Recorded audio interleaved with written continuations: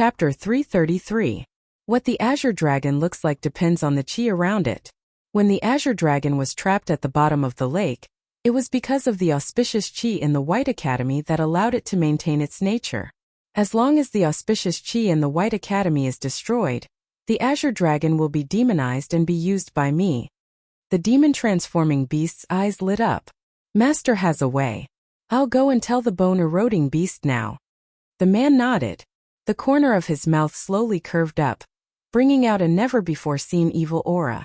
It's time for the world ruled by humans to come to an end. Pitter-patter. The night raindroplets fell on the wide leaves. When Hellion Wei Wei woke up, she subconsciously tugged at her locked left hand. Then she looked at the man lying next to her.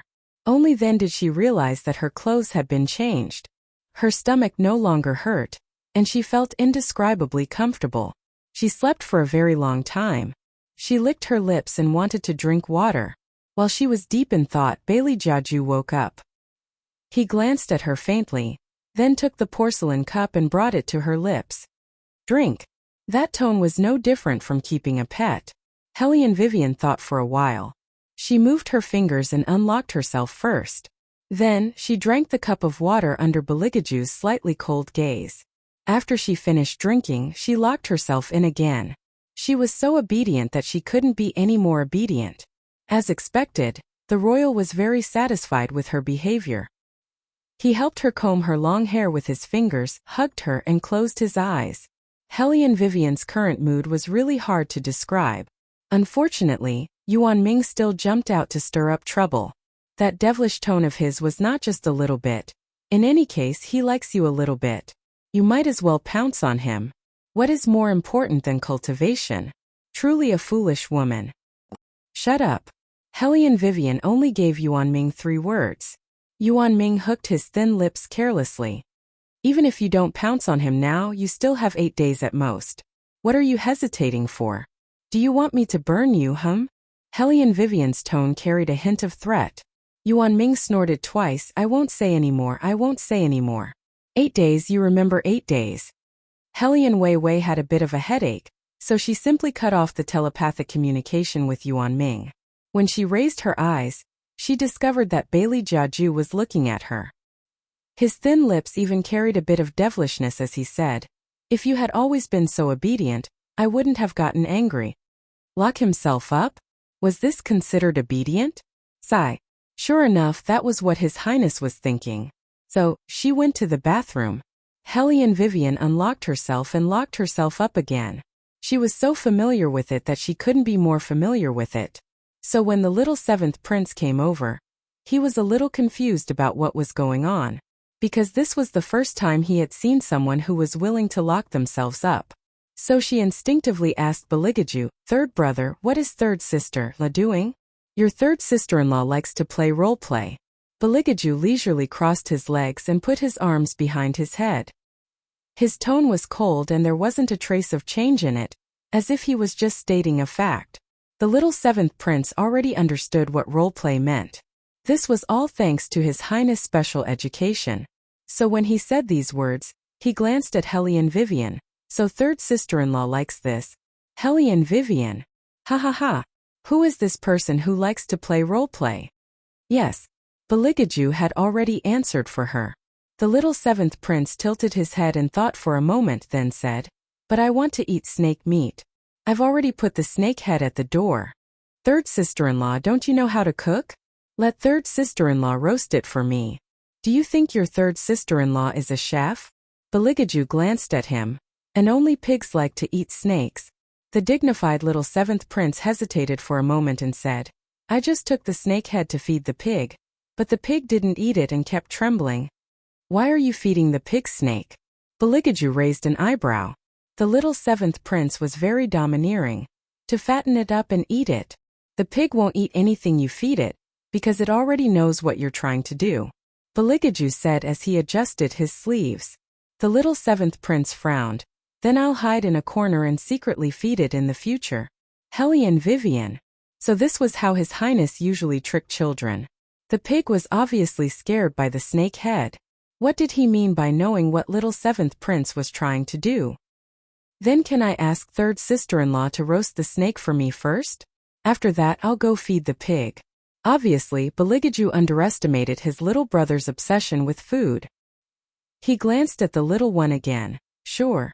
After getting Beligaju's approval, the little one was very happy. He strode with his short legs and wanted to carry the snake head in. Beligaju continued, "But you have to dance first."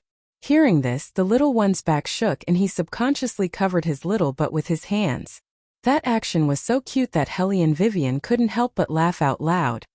There's no need to dance. But isn't the snake a demonic beast? Will it be bad to eat it? Helly and Vivian only knew that if it was a spirit beast, it might be helpful for cultivation. However, only people who were evil cultivators could eat it. If it was a demonic beast, wouldn't it be more disadvantageous?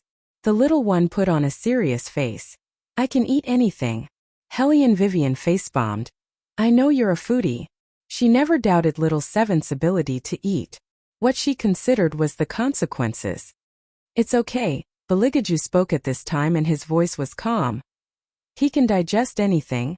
Helly and Vivian's mouth twitched. "What is his stomach made of?" Beligaju didn't say anything.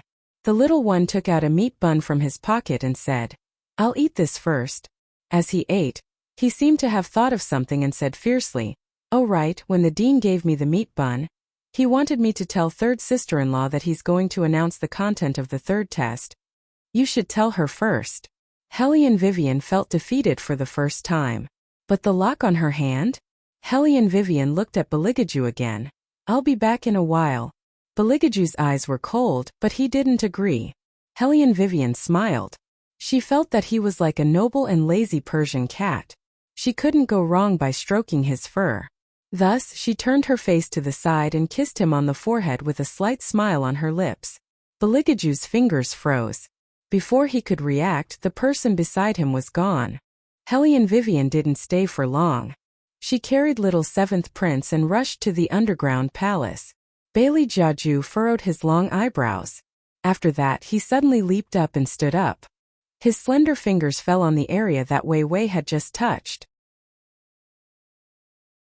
Chapter 334. Your Highness. When Shadow walked in from the outside, he saw Bailey Jiaju's appearance. His pair of eyes flashed with a trace of heavy astonishment. His Highness is smiling? Since young, His Highness had always been a person who did not show his emotions. He would sneer, laugh evilly, and smile faintly. But he was rarely like this. "Is there something good happening today? But the Princess Consort is not here?" Shadow could not understand his master's thoughts. He bowed his head respectfully and knelt on the ground. "We have news about the hidden ground beast. Hellion Guangyao has been suspecting that the Princess Consort has been possessed, so he sent people into the academy to investigate." Hellion Guangyao? Beligaju turned the ring on his finger. His eyes were deep. "It's not him. He doesn't have the ability to summon the hidden ground beast. Continue investigating." Shadow received the order and was about to leave. Yet she heard Bailey Jiaju continue to say, "Investigate from within the White Academy?" "Yes."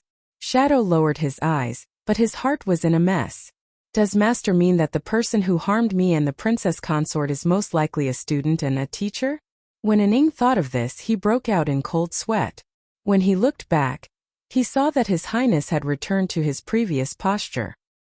His finger brushed across his forehead and then he sneered. He seemed to have said something. "You've learned to be smart this time. Indeed, it's better to lock up the prey." At noon in the underground palace, Tu Sufeng stood up from his chair and looked at the row of students in front of him. His eyes were gloomy. "The last test was not supposed to be so early, but yesterday we lost another outstanding member. Is it because of the blood snake demon?" The one who spoke was an outstanding member selected from the 4 great families. Tu Sufeng glanced in his direction. "No, there's a problem in the Forest of Fantasy." Helly and Vivian held the little 7th Prince's hand and frowned. He hadn't thought about what to do next. Tu Sufeng's voice was calm as he said, "The battle spirit forces need you all fresh blood. Therefore, the test has been brought forward. I want you all to show your true strength to face this test, because this test is not only about winning or losing, but also life and death. If you are caught, you can only save yourselves. As he spoke, Tu Sufeng spread the letter in his hand on the wooden table, indicating for them to come over and take a look. Tonight, there will be an auction in the capital. Speaking up to here, Tu Sufeng paused for a moment. This auction is personally organized by the Armament City's city lord. When the time comes, there will be countless martial arts aristocratic families participating in this auction. I want you guys to think of a way to get close to this person. After that, find out what he's been doing recently. Hellion Vivian looked at the name on the letter and raised an eyebrow. Murong Hongtu? Isn't this Empress Murong's younger brother? Murong Changfeng's uncle? A rank 1 minister of the imperial court, who also held some military power, usually did things very arrogantly. If he was a barbarian, it would be easy to deal with him. However, Murong Hongtu was a very smart person. The things he did could be said to be ruthless and inhumane, but he would never let the imperial family get hold of his weakness. Even those ministers who were loyal to the retired emperor would not dare to provoke such a person. Now, if they were to ask these immature people to go over, they might be able to see through their disguise in a few seconds, for people had already been eliminated from the first 2 tests. Now the remaining 6 people, other than Hellion Vivian and the rest, were the 2 outstanding people selected from the 4 influential families. Will complete the mission. Probably because they were very confident in themselves, the 2 people looked at each other, then looked at Yun Biluo. Yun Biluo expressed that she had no problem with it. Hellion Vivian naturally did not say anything, she just listened quietly. If the other party was Murong Hongtu, there was one thing that they had to pay attention to. It was unknown if it was because he had done too many bad things, but he would always bring a group of experts with him when he went out. In order to get information from Murong Hongtu without making a sound, the first thing they had to deal with was this group of experts. You can choose your favorite martial practice and outfit. I don't care what method you use to get close to him. My only request is to keep this test a secret. At the same time when Tu Sufeng finished speaking, everyone had quickly chosen their own equipment. They stood in a straight line in front of Tu Sufeng. It was not difficult for Tu Sufeng to get the invitation to the auction. However, they could not enter as students of the White Academy. This operation was undoubtedly more difficult to deal with than the one-on-one tests.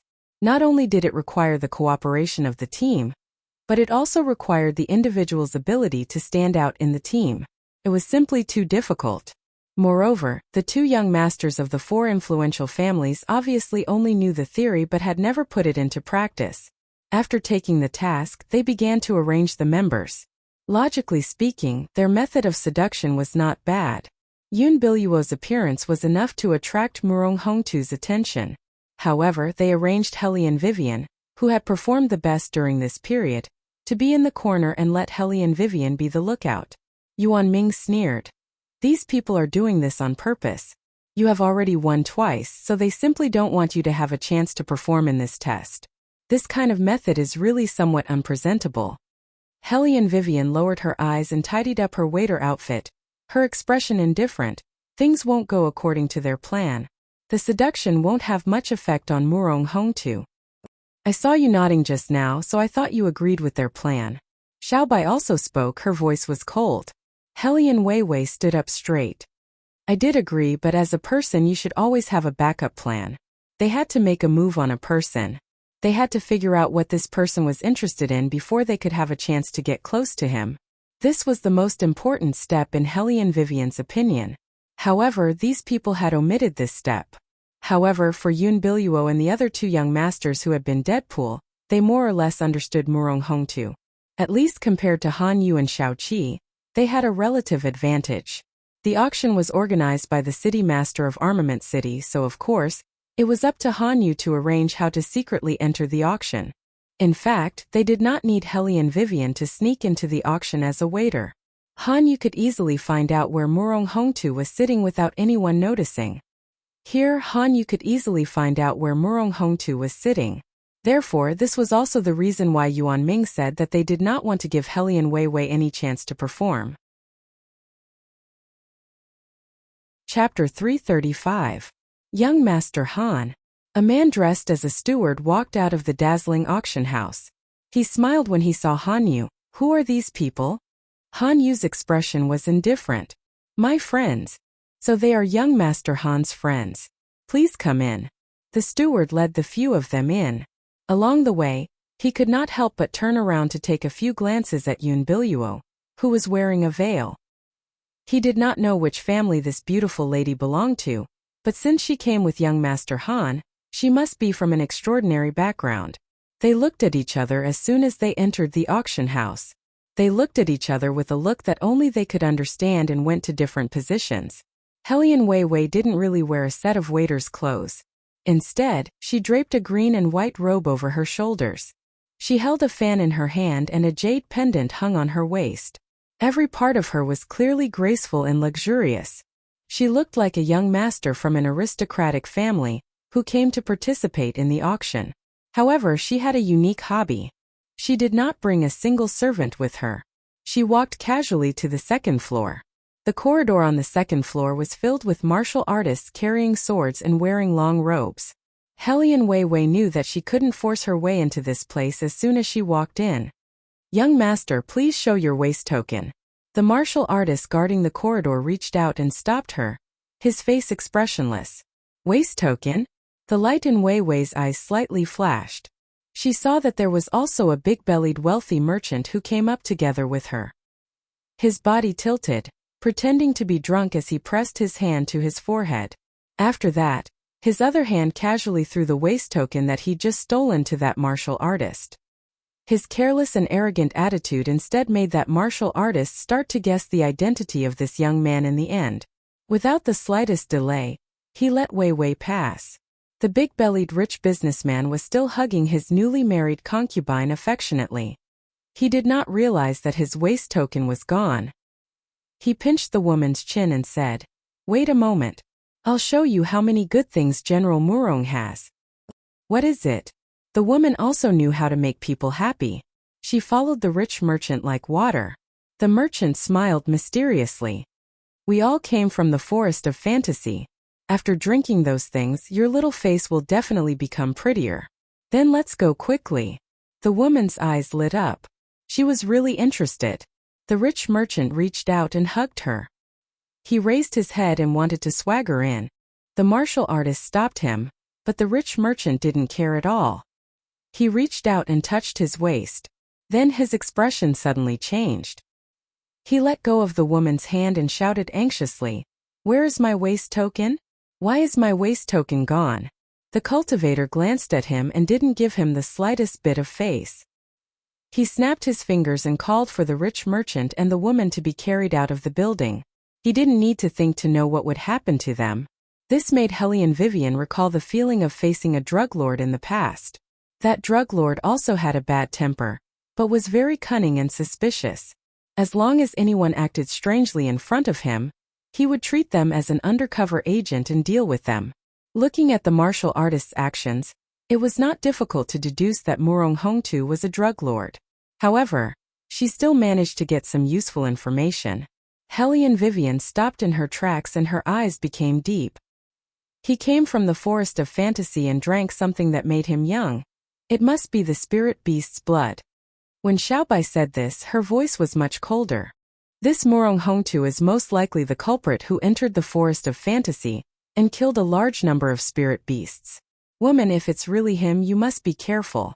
Not only are his methods sinister, but they are also inhumane. I'm afraid that you can't handle it. Helian Vivian waved the paper fan in her hand. She looked like a gentleman and communicated with Xiaobai telepathically.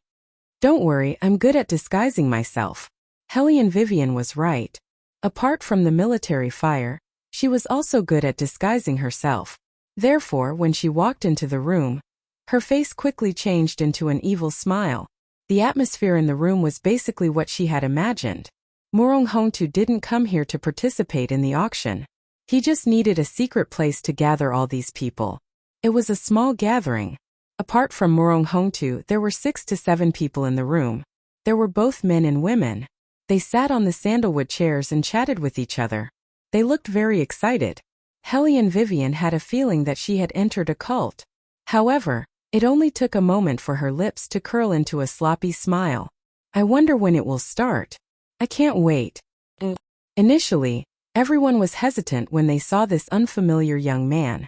However, after hearing what Helly and Vivian said, their eyes lit up and they turned to look at Murong Hongtu. Murong Hongtu was still staring at Helly and Vivian. He was in his 40s, but his skin was abnormally pale. Especially his eyes. They were always gloomy and gave people an uncomfortable feeling. However, even under that kind of gaze, Hellion Wei Wei could still sit down like a ruffian. Then she took out a mirror and looked at her face left and right. I really want to drink that thing and look younger. Murong Hongtu suddenly laughed out loud. Don't worry. You'll definitely look younger. Not only that, but will also live forever. As long as you. As he spoke, he signaled the person standing next to him with his eyes. That person then brought a tray to everyone. Helly and Vivian did not understand what it meant at first. When she saw the first white-haired old man put in banknotes, she realized that the other party was collecting money. When the tray was brought to her, Helly and Vivian casually threw in 10 banknotes. Each banknote was worth 100,000 yuan. This naturally made Murong Hong to take a few more glances at her. Helly and Vivian did not seem to notice his gaze. She imitated the expression of the people opposite her, showing desire and greed in her eyes. At this moment, Yun Biluo, who had already prepared everything, walked over gracefully.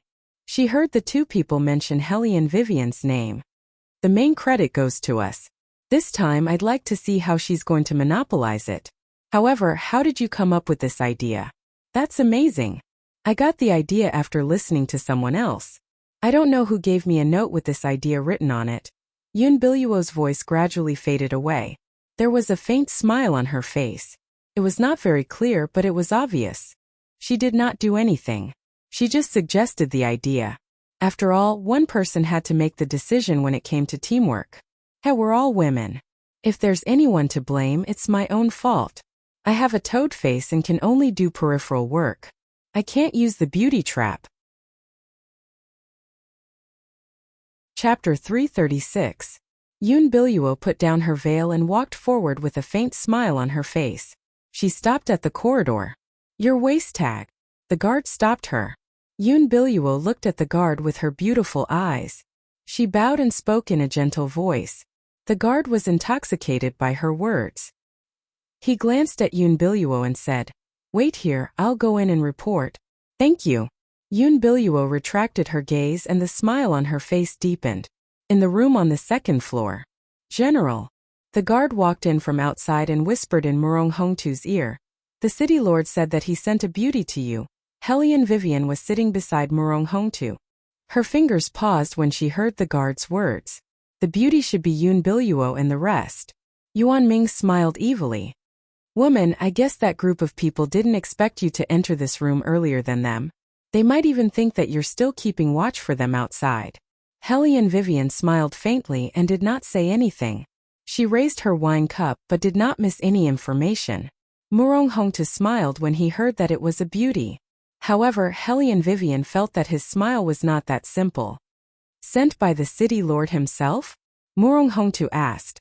The guard shook his head. I think it was sent by young Master Han. Why are you reporting when you're not sure? Murong Hongtu sneered. Detain her first and ask her where she came from. The guard lowered his head and answered yes.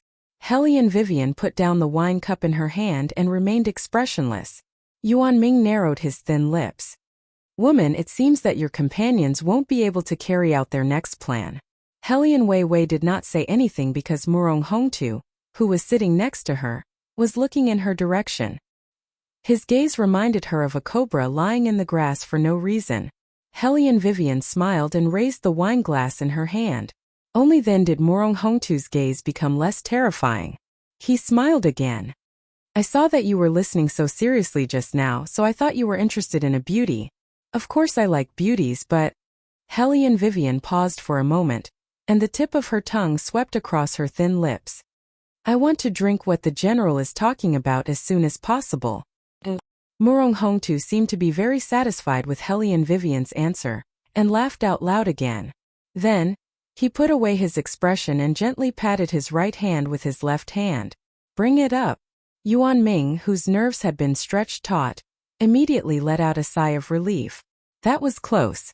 I thought he had discovered something. He is very scary. This was Little White's voice. Yuan Ming glanced sideways at Hellion Vivian, only to see that there wasn't a single ripple of emotion on her face. Instead, her lips curled into a devilish smile. Hellion Vivian took a sip of wine. Seeing that the people in front of her had stood up, she also supported herself on the round table and slowly raised her legs.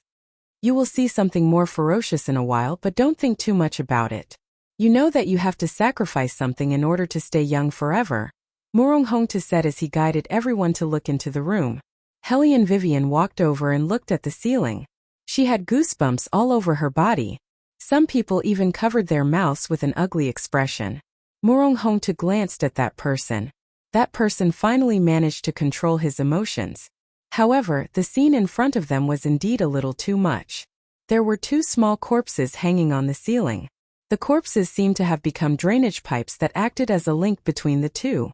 Drops of blood flowed down the wooden beam and onto the trapped spirit beasts. Hellion Vivian felt her stomach churn. She knew that whatever reaction she was making now was the right one. If she was too calm, it would seem more fake. Murong Hongtu also knew that it would be difficult for people to get used to such a scene for the first time. He laughed and patted Hellion Vivian's shoulder. You'll get used to it after seeing it a few more times. Think about the benefits of drinking it. Hellion Vivian gave Murong Hongtu a smile. Murong Hongtu walked past her and strolled to the spirit beast. Like a barbarian eating raw meat, he opened the spirit beast's head and drank a mouthful of blood. Hellion Vivian furrowed her brows, but the smile on her face did not fade at all. She looked at the spirit beast in front of her. It seemed to have just died not long ago. Its eyes were closed and its mouth was half open. Its head and body were dry and shriveled. Its limbs were as thin as reeds. It was indescribably horrifying. After Murong Hongtu drank a mouthful of blood, his eyes lit up. It was almost visible to the naked eye. He seemed to have become more energetic. He looked at Hellion Vivian and the others and said with a smile, "This feels good." When the white-haired old man saw this scene, he couldn't hold it in any longer. Although the sight of the two corpses made him tremble a little. Despite that, the elder's pursuit of immortality had driven him a little crazy. He closed his eyes and buried his face in another spirit beast's head. When he looked up, he felt like he was floating in the air, and he felt like he had endless energy in his body. Great! Murong Hongtu laughed. Who's next? A rich businessman in his 40s had already walked over, but in the end, he shook his head. No, I'll pass. I have children too. What's the harm in trying? Murong Hongtu was still smiling. However, Hellion Vivian did not miss the gloomy look in his eyes. The rich businessman shook his head. His expression was terrible. I'll pass. He did not finish the word pass. Then a swoosh was heard. Murong Hongtu, who was standing in front of him, gave him a hard stab. You don't even have the guts to do that, and you still want to live forever? Murong Hongtu pushed the rich businessman away with his finger. The rich businessman twitched on the floor a few times. Murong Hongtu waved his hand at the guards and looked a little impatient. Take him away. He's really affecting other people's appetite. In the blink of an eye, a person's life was gone. Hellion Vivian realized that the person standing in front of her was inhumane. It seemed that not only did she have to secretly investigate Murong Hongtu's recent whereabouts, but she also had to think of a way to escape. Wei Wei, you can't drink that blood. Little White jumped out and hit its body. There was vigilance in its eyes. This is not an ordinary spirit beast's blood. They did something to it. Yuan Ming narrowed his eyes. You mean the two children just now? That's right. Little White lowered its voice. Although they hid it well, judging from the layout, it looks like a small sacrificial ceremony. Using children's blood as a sacrificial ceremony, the spirit beast's blood will be tainted with evil energy. Once a person drinks it, they will be unable to stop. So you can't break the seal. Chapter 337. Hellion Wei Wei lowered her eyes and listened. She quickly started to think of a way to escape in a moment. There were not many people in the room. Those who wanted to be immortal had already hugged the head of the spirit beast and started drinking. They looked like people who had taken drugs, excited and confused. Hellion Vivian followed suit. She knew that she had to make herself move. If she refused directly, Murong Hongtu would definitely kill her like how he killed the rich businessman just now. Of course, he might not be able to defeat her. However, Hellion Vivian did not forget about today's mission. Tu Sufeng only asked them to inquire about Murong Hongtu's latest news, because he wanted to keep a low profile so as not to alert the enemy. Therefore, she could not make a move. Why aren't you drinking? The old lady who was standing next to Hellion Vivian looked at Hellion Vivian in confusion. Hellion Vivian did not say anything. Murong Hongtu suddenly opened his gloomy eyes and glanced at her coldly. Hellion Vivian smiled. I have to ask how it tastes first. Besides, it's rare to have such good food. I have to taste it slowly. As she spoke, she looked up and glanced at the guard next to her. Bring me a wine glass. Little brother, you're a person who knows how to enjoy life. Murong Hongtu laughed. Bring me a wine glass too. Hellion Vivian smiled and scooped up the blood with the wine glass. Then she waved her sleeves. I'll drink first. Murong Hongtu stared at her without blinking. When he saw that her cup was empty and there was blood at the corner of her mouth, he retracted his gaze and called out to the others, Come on, let's all have a toast.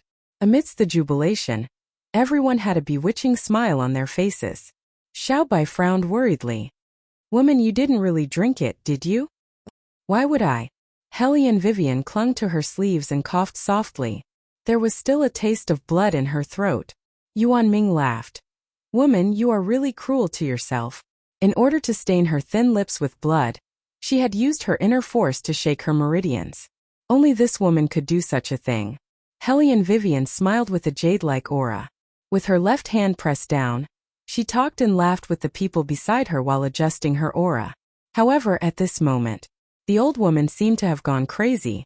She sniffed left and right and licked the corner of her mouth with the tip of her bloody tongue. She gave people a strange and terrifying feeling. What is that smell on you? Why is it so sweet? Hellion Vivian took a deep breath and smiled. What smell can I have? This room reeks of blood. Are you sure you're not mistaken? Is that so? The old woman's face was full of doubt. She lowered her head and thought for a while. Then, she called the person leaning on the wooden chair next to her. Smell him. Doesn't he smell good? Hearing this, the man looked at Hellion Vivian. Little White stepped back subconsciously. It was worried that some people would notice the existence of the spirit beast after drinking it for the first time. However, Hellion Vivian knew that it was very likely that they would ask about the blood hidden in her sleeve. It does smell good. It smells good. The man's expression was even more intoxicated than the old woman's. He gradually bent down. Hellion Vivian's fingers tightened, but her eyes were as calm as usual. The two of them looked at each other and then walked closer to Hellion Vivian step by step. It does smell good. Murong Hongtu grinned. There was still blood at the corner of his mouth. He turned to look at Hellion Vivian.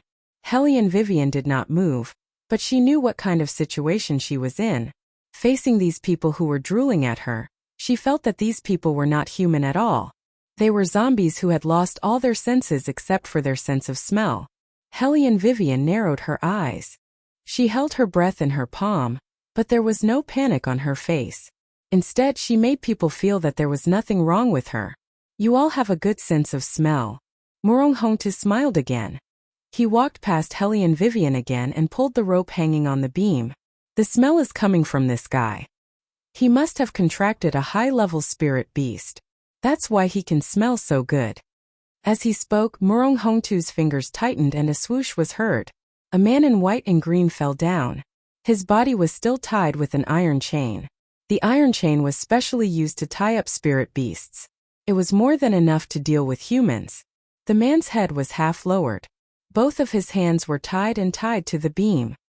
His black hair was scattered around the corners of his eyes, just enough to cover his deep and serene eyes.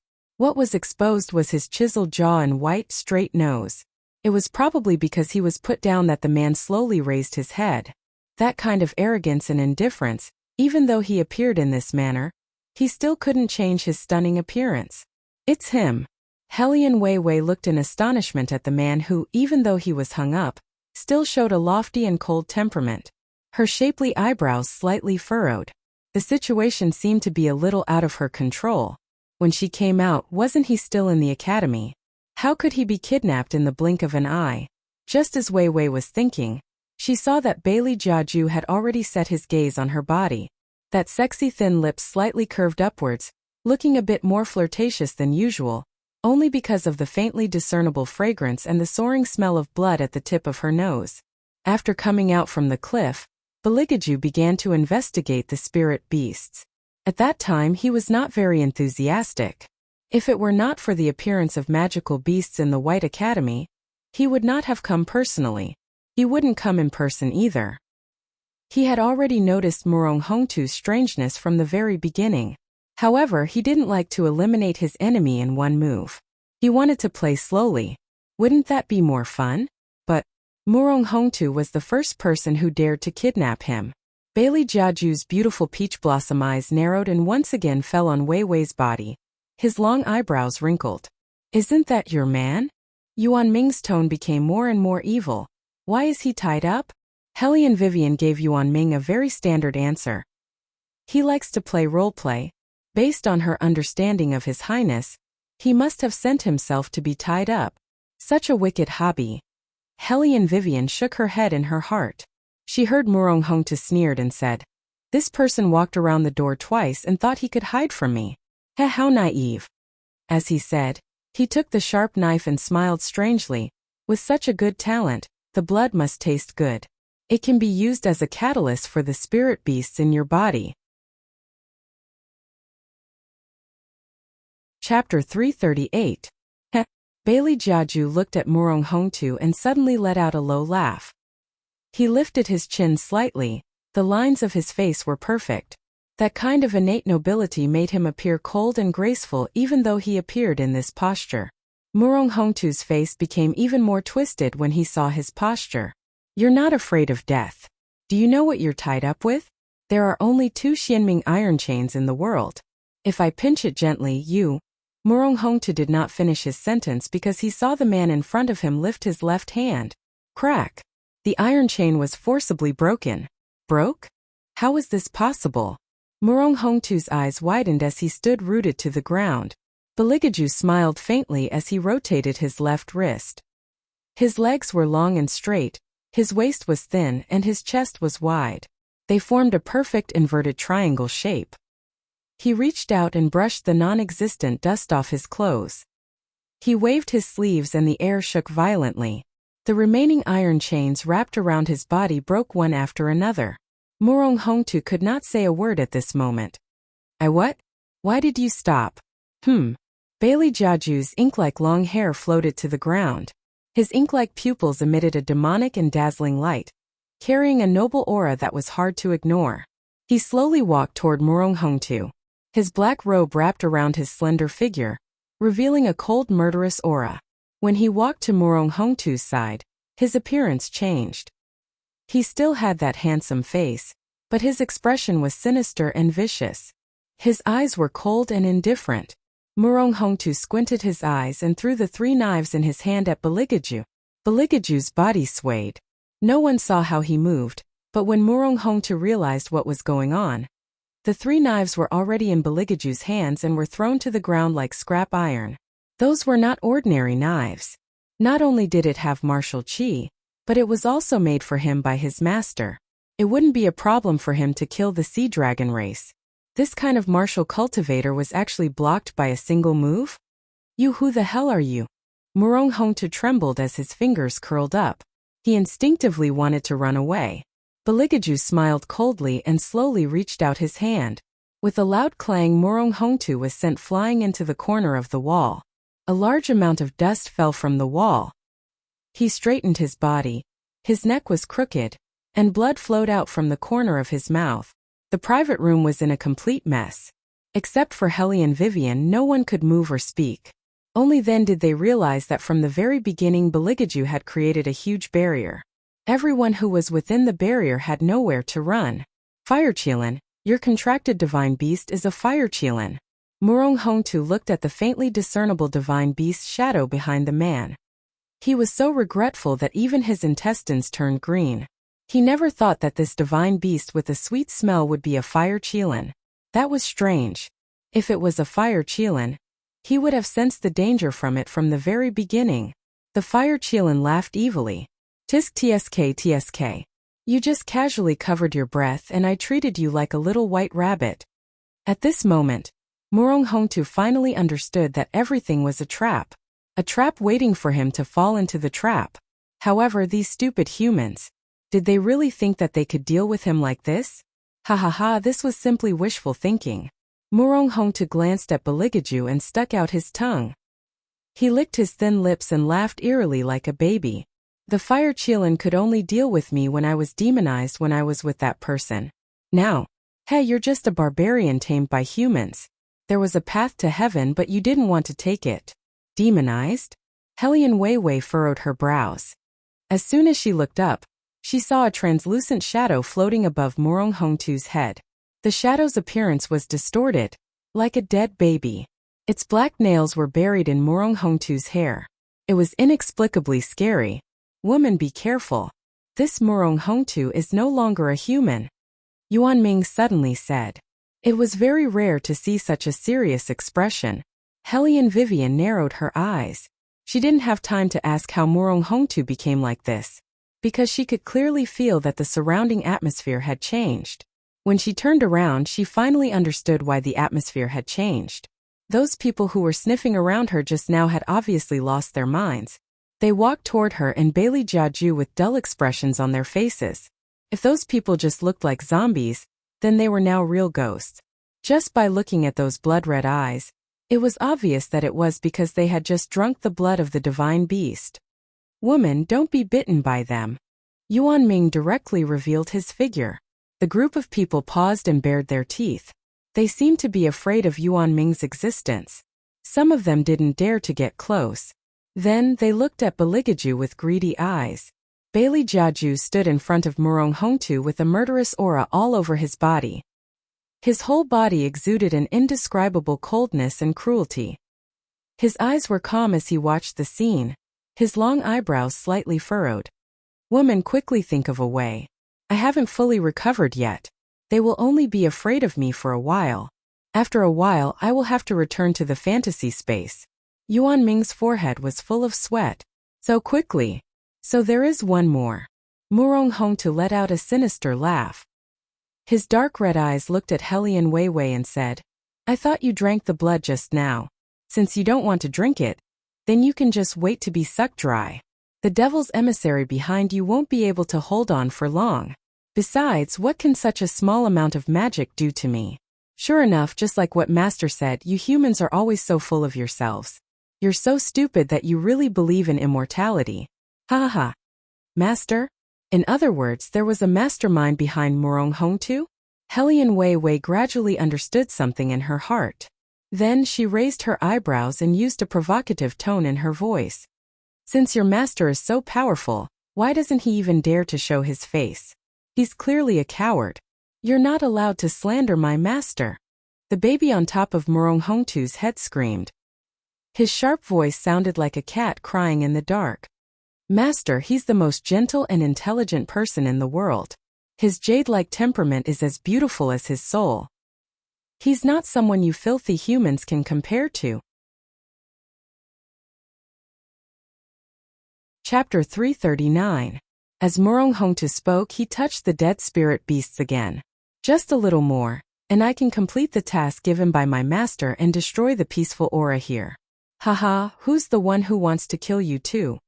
The blue eyes of the baby on top of his head glowed faintly and suddenly stared at Beligaju. I can feel the endless evil aura on your body. If I have your soul, it will definitely be twice the work with half the result. Bailey Jiaju's beautiful peach blossom eyes narrowed. He still hadn't moved when the fire Qilin behind him suddenly blocked in front of him. Its fiery red fur was exceptionally beautiful and hard. If I were you, I wouldn't have any ideas about my master. Fire Qilin, I don't want to fight with you head-on. Are you sure you want to continue staying here? This Inchi will also drive you crazy. The baby laughed loudly again. The fire Qilin clenched its claws. It didn't like this room, but it couldn't explain why it didn't like it. It was only when Bailey Jiaju mentioned that he wanted to destroy the peaceful chi here that it suddenly realized something. It looked at the fog that was overflowing from the roof and turned to Bailey Jiaju, saying, "Master, you can't stay here.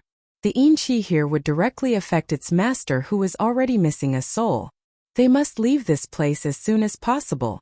Following the fire Qilin's words, Hellion Vivian saw something black running out from the corner of the wall. "It's a rat," Xiaobai said in a deep voice. "Wei Wei, you must stop him.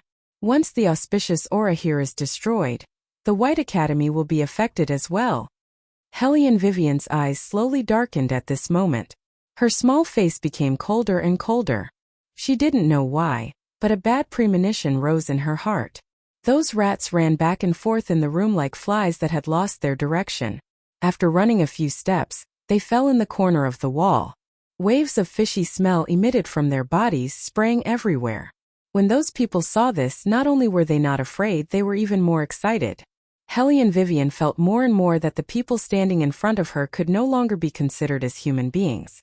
Her gaze turned colder. Murong Hongtu sized up the two people in front of him. In the end, he did not choose to attack Baligaju, who had the fire Qilin to protect himself. Instead, he set his blue eyes on Hellion Vivian. Hellion Vivian had just narrowed her eyes when she realized that the baby on top of Murong Hongtu's head had suddenly disappeared. Hellion Vivian paused and immediately turned her head around. She saw the baby sticking close to her back. Its black claws were extended as if it wanted to bury itself in her body. Whoosh! Hellion Vivian immediately slashed with the dagger in her hand. The baby didn't even seem to feel the pain as he extended his claws even further. In a flash, Baligaju moved. When he reached out to pull Hellion Vivian over, his arm was viciously scratched by the black claws. His ivory-white sleeve was cut open and bright red blood immediately flowed out. Yuan Ming's face was so pale that only a faint image could be seen. "Oh no, whoever the abandoned baby demonic beast grabs will go crazy.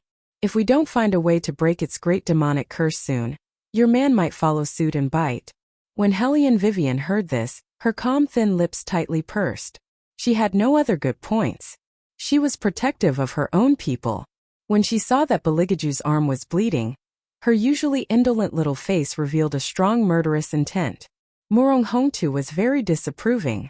"You've been blocked. I originally wanted to offer your souls to my master. Since you're so disobedient, you can go down and join them." Following Murong Hongtu's words, small expressionless faces suddenly appeared on the roof beam. It turned out that the entire house was hiding corpses. They were all half-grown little people floating in midair. The resentment was getting thicker and thicker, gradually covering the roof beam. Wisps of black fog began to linger and condensed into a whirlpool, as if it was going to suck everyone in. They were like puppets that were controlled by a wireless string.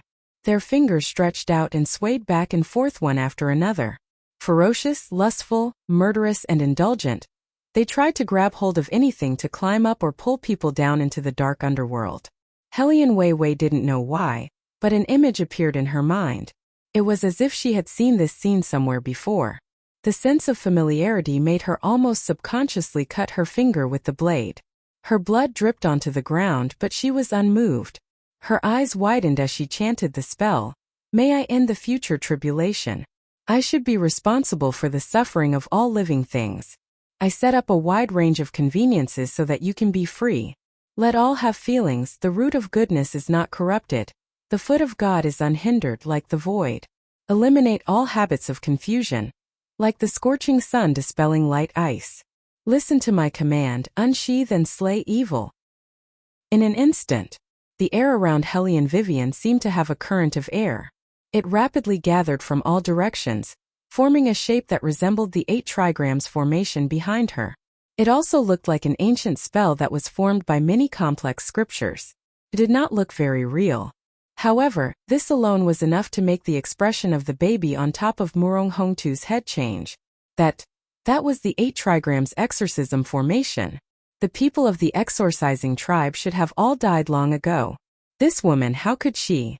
As Murong Hongtu's eyes widened, Hellion Vivian waved her hand slightly and uttered the last sentence. "With my life, I command the winds and clouds of the world." Whoosh! The 5 elements 8 trigrams formation behind her was like a tumbling net that suddenly covered Murong Hongtu. Then it fiercely tightened. The whirlpool seemed to be penetrated by some kind of force. The black fog quickly dissipated, and the expressionless little face gradually twisted and peeled off. A tearing sound was heard. His sleeves were torn apart. In the blink of an eye, all the black fog was sealed back into the beam. The baby looked at the room that he had painstakingly set up for so long and screamed unwillingly. He rushed over and wanted to bite Beligaju, who was closest to him. However, before he could touch the man's sleeves, he was stopped in midair by an invisible force. Only then did the baby realize that the man's eyes were not the usual black. They were black that was mixed with golden light. The feeling of being burned came from the corner of his mouth. The baby's eyes widened in an instant. He looked at Beligaju's eyes and shook back and forth. This man could actually release martial chi after his arm was grabbed by the baby. Why? Why was that? The baby knew that he was about to be burned. That was why he could not understand.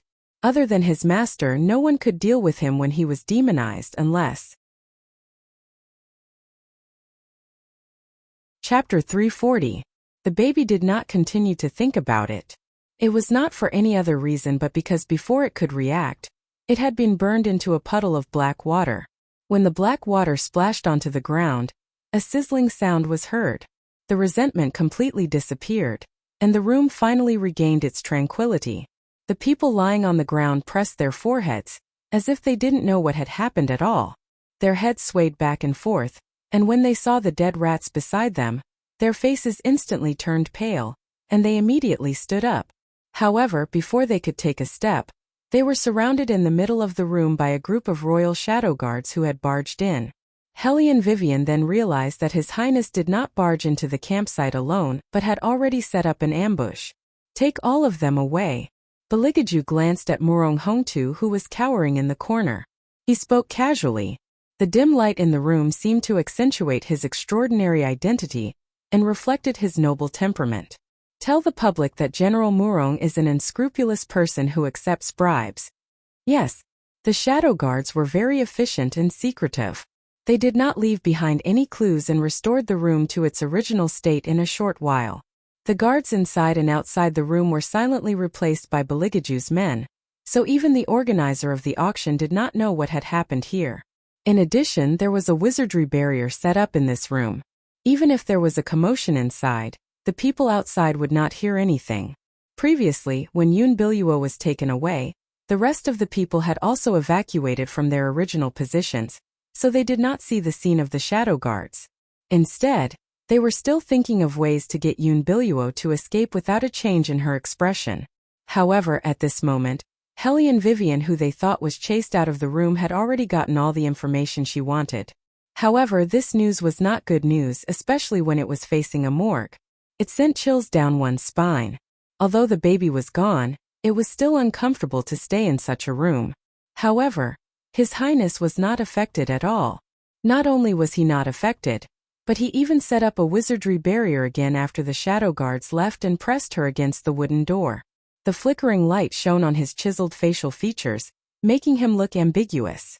Compared to his handsome face, his eyes were even more beautiful. They were like amber gems.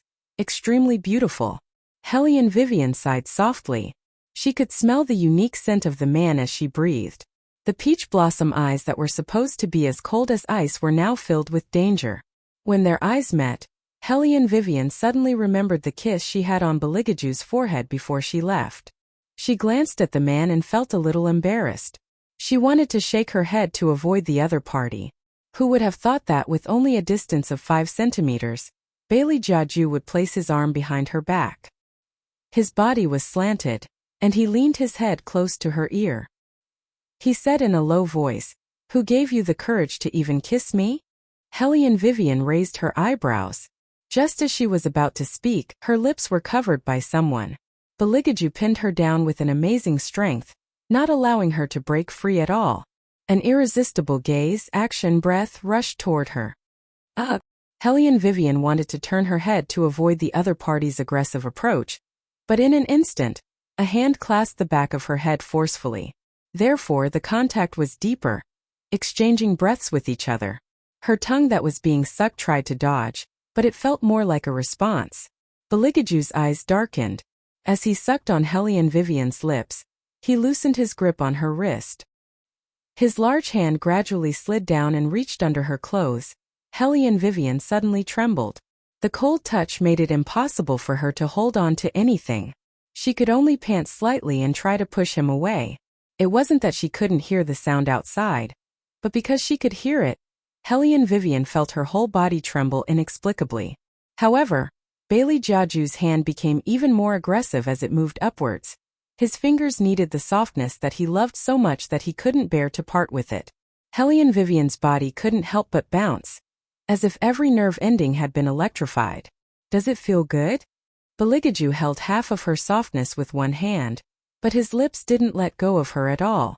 He kept sucking and kissing her neck, making her feel as if she was going to go numb. Hellion Vivian was like a cooked shrimp. Even if she resisted with all her might, she couldn't escape from Baligaju's hands except for her instinctive shaking. Do you want to feel more comfortable? Baligaju's whisper echoed in Hellion Vivian's ears like a curse. Hellion Vivian didn't understand what was going on with her body. It was probably because she had already dual cultivated, so her resistance to this was extremely low. Her fingers tried to push him away, but her body instinctively craved for further comfort. You're not going to say it? Baligaju's deep eyes flashed. He stopped what he was doing and lowered his head. With a hoarse voice, he bit her softness through her clothes. You can't do this, don't do this. Hellion Weiwei's legs were trembling, and her long hair was messy. She leaned her forehead against Baligaju's shoulder. She bit her thin lips slightly, and there was a fatal weakness in the corner of her eyes. You're so stubborn. Baligaju opened his mouth and sucked on Hellion Vivian's earlobe. His handsome face carried a devilish charm. Do you know that when you wear men's clothes, I want to press you under me and ruthlessly destroy you? Along with the kiss, Baligaju's words were like sounds that directly hit the brain, making Hellion Vivian's already numb softness even more unlike her own. She couldn't help but straighten her neck. Because the other party's strength was getting stronger and stronger, that kind of forceful but gentle kneading made her heart stop beating. When she was drugged, she only felt that Baligaju's entire body was cold. If he pounced on her, it would definitely reduce her heat. As for the other feelings, she didn't remember clearly. She only remembered that he made her sit on his waist and thoroughly penetrated that part. At that time she was infatuated and felt comfortable. But she still didn't taste the specifics. When she woke up the next day, she only felt pain. This man, when doing this kind of thing, wasn't indifferent at all. Not only was he not indifferent, he was even a little charming. She didn't know how he learned this experience. Evildoer, he was indeed an evildoer. Hellion Vivian knew that she was not his opponent, so she simply relaxed her body. If I were His Highness, I definitely wouldn't choose this kind of room to coerce and lure prey. Chapter 341. Baligaju stopped what he was doing and looked at her with interest. Then he lifted her up and slid his fingers across her long legs, making her wrap her arms around his waist in that position. His thin lips pressed against hers, and his voice was a little naughty. You'll want to feel more in a room like this, won't you? That tone was like a cat playing with a mouse. He was not in a hurry to kill the prey, but only nibbled at it bit by bit, looking for the best position to bite. However, it was hard for Hellion Weiwei to ignore the heat that was pressing against her. Just like that, he rubbed the softness of her legs with his fingers through her clothes, and there was a seductive sexiness in his eyes. Hellion Vivian bit her thin lips and wanted to push his hand away, but she was a little sensitive because of his heat. Open your mouth. She suddenly heard Bailey Jiaju's words. His tone was cold and commanding. He didn't know that his low and magnetic voice, which was like a musical instrument, could attract the hearts of many women with his low murmur. He had never paid attention to it before. He also didn't know that there was a hint of provocation, hidden in the cold and elegant languor on his body. Hellion Vivian paused for a moment when she felt a tingling sensation in her ears.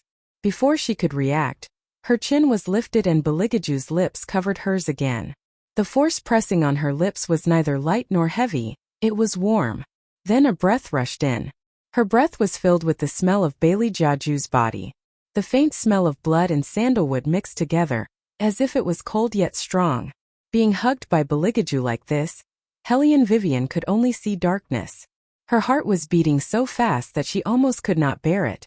Beligaju could not see Hellion Vivian's expression, but he could feel her trembling and panting. It was as if her entire body was being controlled by her own hands. She could not escape, and her weak struggles were of no use at all. It should be like this. Beligaju's lips curved up. He thought that after getting it, he would gradually feel bored. But for some reason, this made him feel particularly fresh and exciting. It was different from everything he had done before. He tried to bite her harder. As expected, Hellion Vivian let out an unbearable moan. Beligaju's body trembled as an electric current flowed through his body. His eyes gradually blurred as the blood in his body began to boil. This gave Beligaju the urge to lick the other party clean. In the past, he would think that his prey was dirty, but now, he only wanted to cover this disobedient person with his aura, or make a mark on the other party's neck. All of Hellion Weiwei's senses were focused on her neck. That kind of continuous nibbling caused her whole body to heat up a little. What a cute reaction. Beligaju held onto Hellion Vivian's waist. His black eyes flickered with a hint of darkness. For the first time, the excitement brought about by absolute control made Beligaju have the urge to lose control and destroy. Yes, he wanted to hurt her, and even make her cry. Thinking of this, Beligaju stopped in time and pushed Hellion Vivian out. He closed his eyes and suppressed the bloodthirsty desire that arose from that thought. He vaguely had the urge to tear something to shreds. Fire Qilin was originally in the celestial boundary space, adjusting the influence brought about by the resentment of Yin Qi just now, but suddenly felt the unstable martial qi flowing in Bailey Jiaju's body, immediately showed its figure, and called out worriedly, "Master." Beligaju's eyes were calm, but those eyes were tainted with a faint demonic aura. Fire Qilin's claws paused.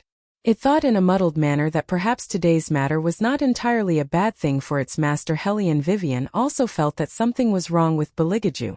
She didn't know why, but that cold gaze coupled with the ivory robe made him look somewhat charming. Could it be that he was affected by the resentment just now? Hellion Vivian didn't stop at all. She reached out and grabbed Beligaju's arm. Looking at the bloodstains, she frowned. She directly plucked a handful of strawberries that grew from absorbing spiritual energy from the dimensional space, crushed them, and covered Beligaju's hand. The wound isn't very deep. It shouldn't be infected.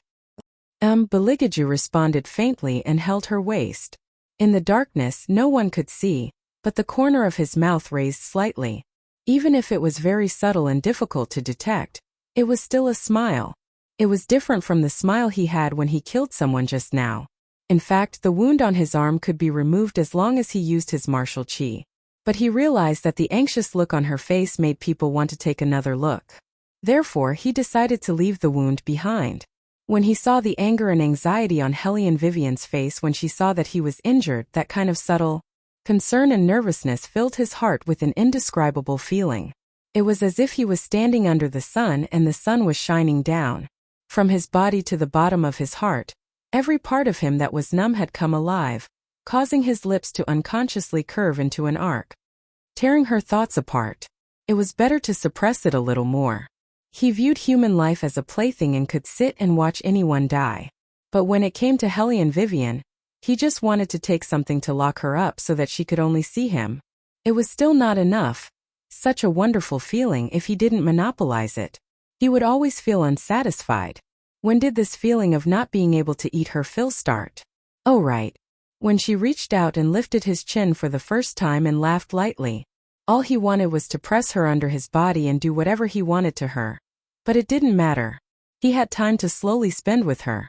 He didn't miss those subtle physical reactions of hers. She couldn't escape. One day, he would be able to hear her cry for mercy under him. The more Beligaju thought about it, the bigger a certain part of him bulged. Even his breath carried a scorching heat, but his body didn't move at all. But that pair of eyes that could consign people to eternal damnation stared unblinkingly at Hellion Vivian, from her slightly red neck to her heaving chest. Hellion Vivian didn't know why, but she suddenly felt an unknown numbness in her tailbone. If it wasn't for her strong mental fortitude, she would definitely have let go of his hand and softened in his arms. Even her fingers that were bandaging were trembling. She didn't understand what was going on. It was all a certain highness's fault for looking at her so presumptuously. It was as if he was doing something to her. Beligaju, It's indeed a feast for the eyes. Hellion Vivian was very happy. You finally realized my beauty? Beligaju slowly raised his eyebrows. I was talking about myself. Hellion Vivian. Chapter 342. It's done. Hellion Vivian retracted her hand and distanced herself from Beligaju. In Beligaju's eyes, this kind of reaction turned into a little playfulness. Wei Wei still hadn't forgotten that she still had proper business to attend to. She immediately called in Shadow, who was outside the door. His Highness is injured. The wound needs to be disinfected. Watch him carefully. Don't let him bathe at night. Shadow was originally listening quietly, but when he heard the last sentence, his expression became a little twisted. Don't let Master bathe. It shouldn't be possible. Master had to bathe 3 times a day. He couldn't tolerate even a little bit of stickiness on his body. Hellion Vivian also saw Shadow's dilemma and changed her mind.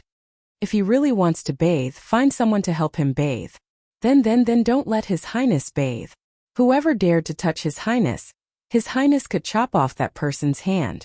Last time, because of Miss Yoon, more than half of the Shadow Guards were punished by His Highness to face the wall for 3 days. This time, if he casually agreed to help His Highness bathe, their heads would be directly separated from their bodies. It's just that what Shadow didn't expect was that at this time, Bailey Jiaju unexpectedly opened his mouth. He leisurely said, when you come back, you can help me bathe. Is it good to always trouble Shadow and the others? Shadow felt that there was something wrong with his ears. Trouble? This was the first time he heard this word from His Highness. In the past, when His Highness asked the retired emperor to do something, he never used the word trouble even once. Every time, it was so cold that the retired emperor wanted to scratch the wall, and always scolded His Highness for being an unfilial grandson. But now, Shadow didn't know whether to be surprised that His Highness suddenly understood humility, or to be surprised that His Highness was willing to let others help him bathe. The fire Qilin actually understood its master's thoughts. In the fantasy space, it licked its incomparably handsome claws and smiled evilly. Master, the black water in your stomach is really getting more and more. The last time you came to White Academy, you could obviously ride a horse, but you still insisted on sitting in a carriage.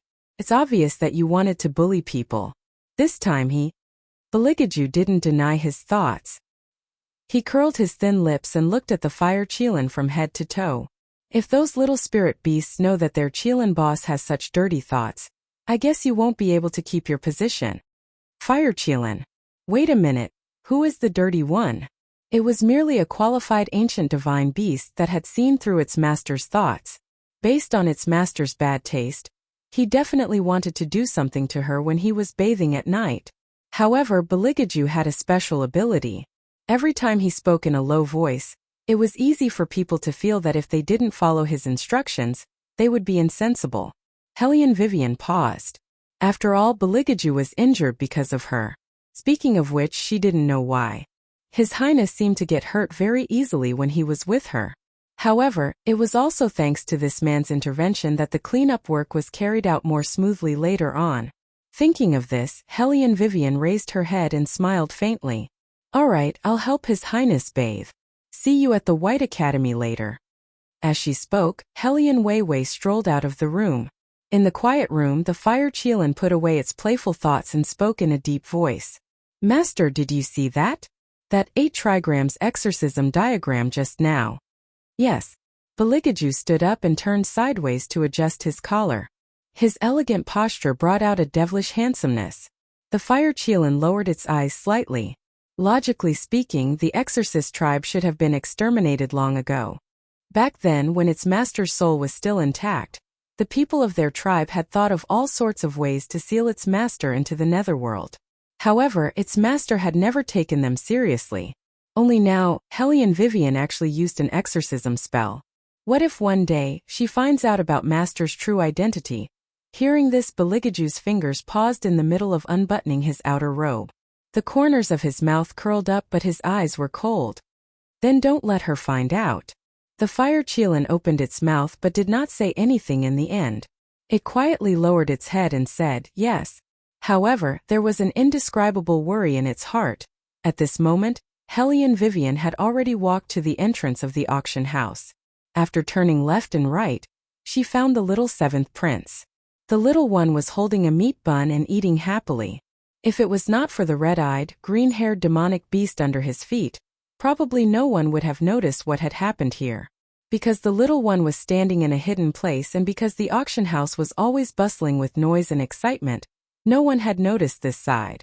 Helly and Vivian raised her eyebrows and looked at the demonic beast that was gasping for breath after being beaten up by the little one. Where did this thing come from? I don't know either. The little one was very angry when he talked about this matter. But the only thing I am sure of is that it came to snatch my meat bun. I had just taken a bite when it pounced on me from behind. It's so disgusting. Helly and Wei Wei knew that she would not be able to get anything out of a foodie, but Little Seven's combat skills were top-notch. She glanced at the magical beast on the ground again, and the corner of Helly and Wei Wei's mouth curled up. Your third brother is upstairs. The mission is over. Go and look for him first, but don't tell anyone about the appearance of the magical beast. I know. The little one put on a stern face and said, those people thought that third sister-in-law would definitely lose, so they were all running behind that Yun. They didn't even notice the appearance of the demonic beast. How stupid. Helly and Vivian patted his head. Even if our little senior brother is a foodie, he is a smart foodie. Little Bald Head's face was cold and stern. He seemed to be embarrassed. He coughed softly and pretended to be serious. Third sister-in-law, you should keep this to yourself. Don't tell anyone. I am afraid that if others know, I will have more suitors. Helly and Vivian's mouth twitched. Little Seven, how old are you? You already know how to have suitors. Third sister-in-law, go ahead. Little Bald Head licked his fingers and put on a serious face.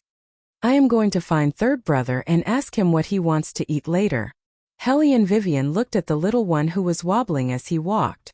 His two short legs were swinging back and forth, and he was muttering about all kinds of food. She put her hand on her forehead and smiled. He was still a foodie. However, this Murong Hongtu was more complicated than they thought. The battle spirit forces should not know that Murong Hongtu had been demonized. Moreover, the most important thing was to find out why he wanted to destroy the peaceful atmosphere here. After making arrangements for Little Seven, Helly and Vivian did not stay any longer. She went back to the underground palace as fast as she could to report the completion of the mission. However, Little White and Yuan Ming seemed to be too quiet. Chapter 343. Could it be that he was affected by the resentment just now? Helly and Vivian thought about it and called out, Yuan Xiaoming? Yes. Yuan Ming's deep voice came over. Compared to the usual evil aura, there was a deeper meaning to it. Helly and Vivian raised her eyebrows. Are you still feeling unwell? No. Yuan Ming's lips curled up and his figure was faintly discernible. Woman, where did you learn the incantation you chanted at the auction just now? Helly and Vivian stopped in her tracks and looked back with indifferent eyes. If I said that I just felt that I had seen a similar incantation before, would you believe me? Yuan Ming stared at her for a while and then smiled evilly. I believe you, but I didn't expect that I would actually make a contract with an exorcist.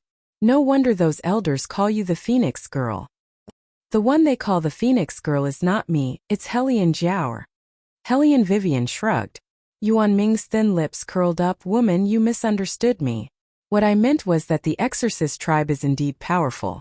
In order to reincarnate, they made the world believe that the Phoenix Girl will rule the world. In fact, the Phoenix Girl mentioned here is the descendant of the exorcist tribe.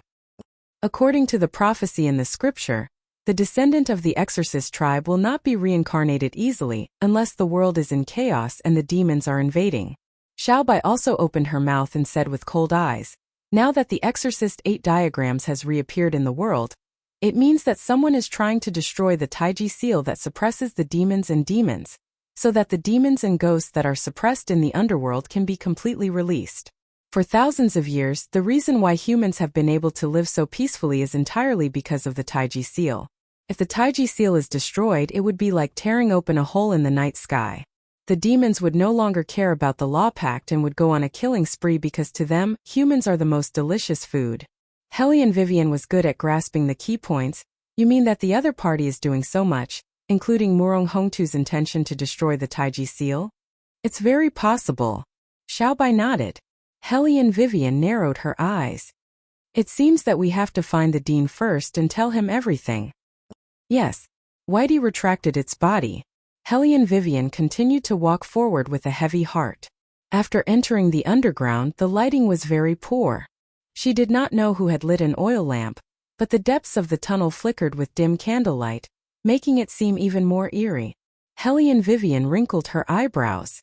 She was already walking very lightly, but in this narrow and circuitous passage, she was still so loud. It made people feel very uncomfortable, as if there were other creatures here other than her. However, this was the only way to reach the underground palace. Fortunately, the journey was not long. In the blink of an eye, Hellion Vivian had arrived at the meeting point. However, Yun Biluo and the rest were obviously not back yet. And Tu Sufeng was not here either. Strange, didn't we agree to gather here after the test?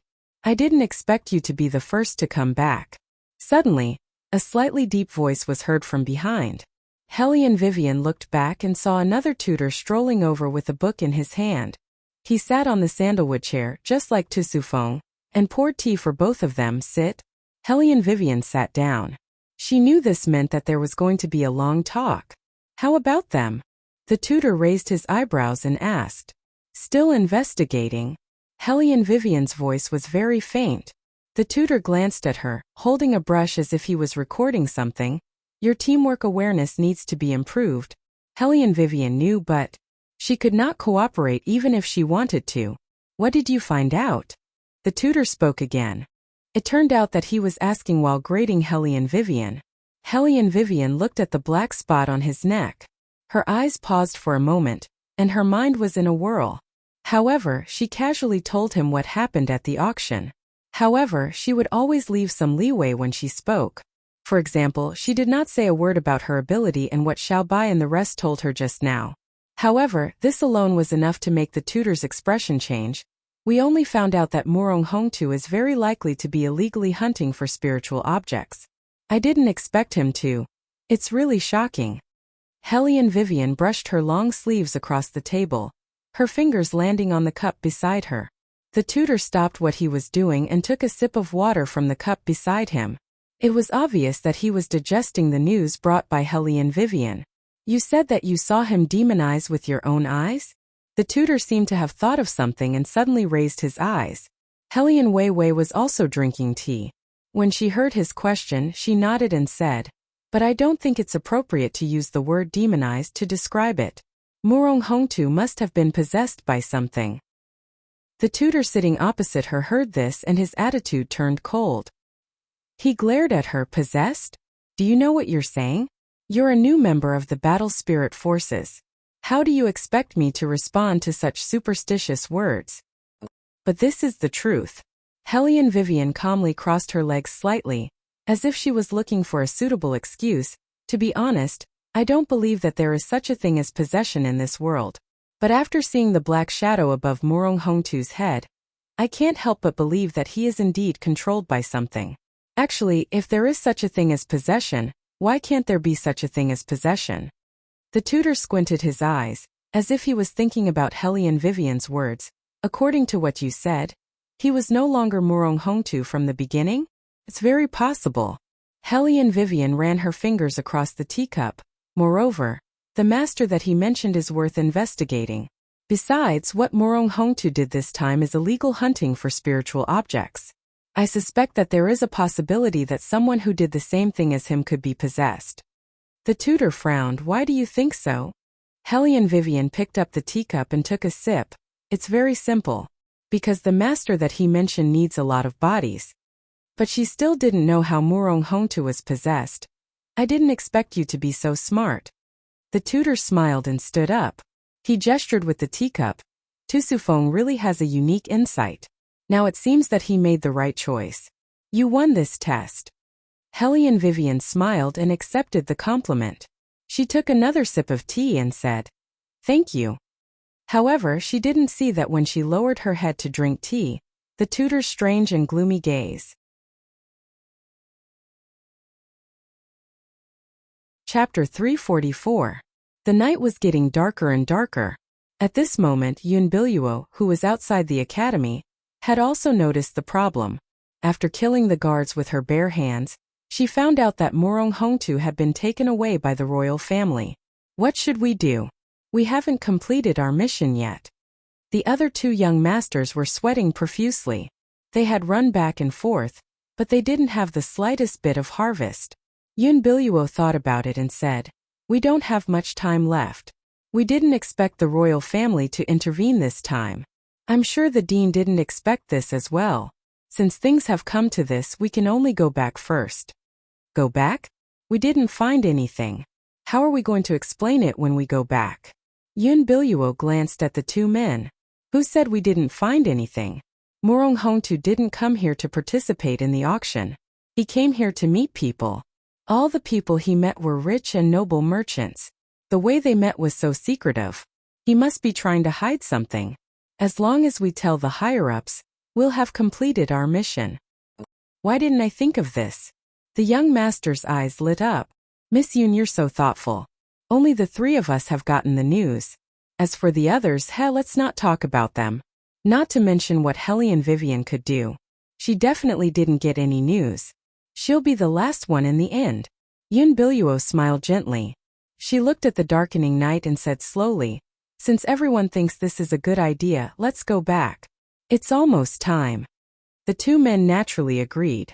However, they did not know that the last one in their hearts had already arrived at the underground palace. However, the situation was a little bad. The candlelight in the middle of the palace swayed back and forth. The person sitting across from Hellion Weiwei put down his cup. Seeing that Hellion Weiwei's cup was empty, the corners of his mouth curled up into a sinister smile. That kind of smile could easily send chills down people's backs. Hellion Weiwei furrowed her eyebrows and still didn't move. That person said, however, "Even if you win, you won't be alive to enjoy it."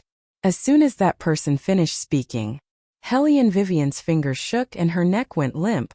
The water in the cup spilled out. Seeing this, the man slowly put down the teacup in his hand. "Are you feeling cold and dizzy? Enjoy the poison in this tea." After saying that, the man wanted to pack up and leave. "Are you sure you can walk?" To his surprise, Hellion Vivian still had the strength to raise her head. Hellion Vivian continued, "Shouldn't you be the one feeling cold and dizzy?" Suddenly, the man narrowed his eyes and clenched his trembling fingers. He glanced at Hellion Vivian, who should have fainted, and subconsciously looked at the teacup on the table. Hellion Vivian chuckled. "You think you can poison me with just a cup of water? You're underestimating me, Hellion Vivian. The man wanted to reach out and pinch Hellion Vivian's neck, but he suddenly felt a sharp pain in his internal organs. This woman, she changed the teacup. Just when did this happen? Why didn't he notice it at all? Hellion Vivian stood up and looked at him casually. "You're good at acting. If it wasn't for the black spot on your neck, I wouldn't have noticed the problem with the 2 cups of water. It was the black spot that made me hesitate. Because Morong Hongtu also had the same black spot on his hand, I guess that everyone who drank the blood of spirit beasts would have a black spot on their body like a mark. However, is the blood of spirit beasts really so good that even you, a teacher of the battle spirit forces, couldn't resist the temptation?" Ha ha ha. That person laughed, blood flowing out of his mouth, and his expression became somewhat bewitched. "What do you know? Immortality, that is something that everyone wants. What's more, this blood can give people endless energy. I did this just to make the battle spirit forces stronger. As for you, you've been a good-for-nothing since you were young. You only have eyes for one man, but you've forgotten your grandfather's instructions. Instead of handing the battle spirit forces to such a person, why not let me take over this invincible army?" Hellion Vivian laughed and said in a mocking tone, "It sounds great, but in the end you just want to take over the battle spirit forces. So what? The strong do more work." The man's eyes were red. "I've done so many things for the battle spirit forces. The battle spirit forces' current achievements are all because of me. Who do you think you are?" Hellion Weiwei's thin lips curled up. "It's all because of you? As far as I know, the reason why the battle spirit forces were able to come through peacefully for so many years was not because of you, but because of the headmaster's dealings with the great families. You just couldn't withstand the pressure. And because of your excessive vanity, you became a spy for the 4 great families.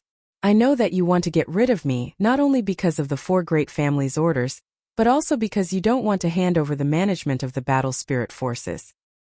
That's right. The man put his fingers on the table and sneered. Your headmaster is indeed capable, but he's too stupidly loyal. Just because the old man saved his life, he wants to return the battle spirit forces to you. Ah, how capable can a little girl be? Facing that person's questioning, Helian Wei Wei's expression was still very calm, but the words that came out of her mouth could infuriate people to death. And you were defeated by this silly little girl that you looked down on. Tell me, how stupid are you in the end? Sure enough, when the man heard this, his face twisted in anger. Dragging his poisoned body, he wanted to pounce on Helian Vivian. Helian Vivian narrowed her eyes, and just as she was about to get into a stance, she heard a bang. The man was knocked to the ground by a wooden stick that suddenly flew over. Helian Wei Wei turned her head and looked over, only to see Tu Sufeng, who was covered in a murderous aura, wearing a green robe, walking over. His pair of phoenix eyes flickered. Why are you here? The man spat out a mouthful of blood and looked at Tu Sufeng in disbelief. He had set a trap and made him go out of the city. When Tu Sufeng wasn't smiling, he gave off an oppressive aura. We've been together for so many years. You don't understand me, but I understand you very well. Why do you think I told you that Wei Wei had the military seal? It was just to test you, and you have disappointed me. So you've been here all along? You've never gone out of the city. The man's eyes shook, as if he suddenly understood something. He was very unwilling. Tu Sufeng, you actually set a trap for me.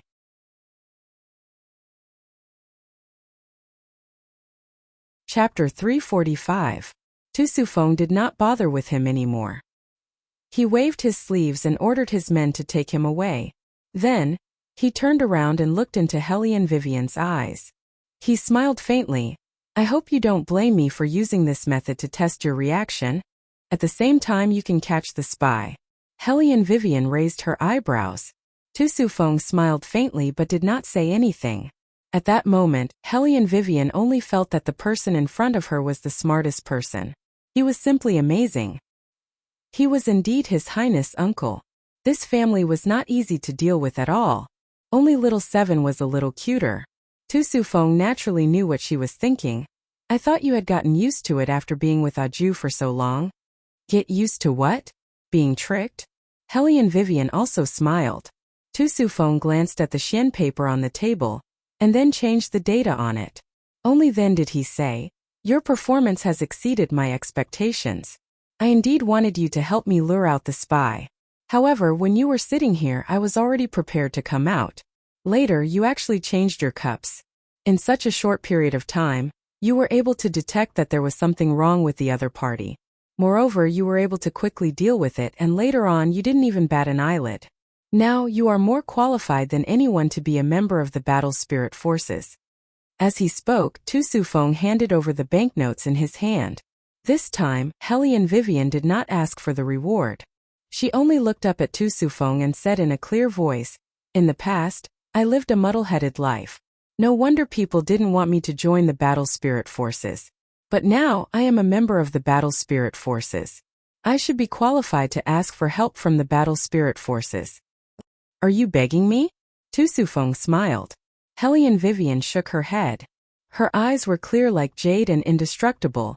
I am exercising my right as the successor of the He family. Tu Sufeng looked at the girl standing in front of him, who was neither servile nor overbearing.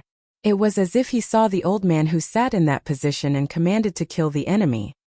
He was not anxious and could control the situation. He was stunned for a moment. Then, he curled his lips and said, what a nice way of saying that I should exercise my rights as the successor of the He family. At this point, Tu Sufeng paused.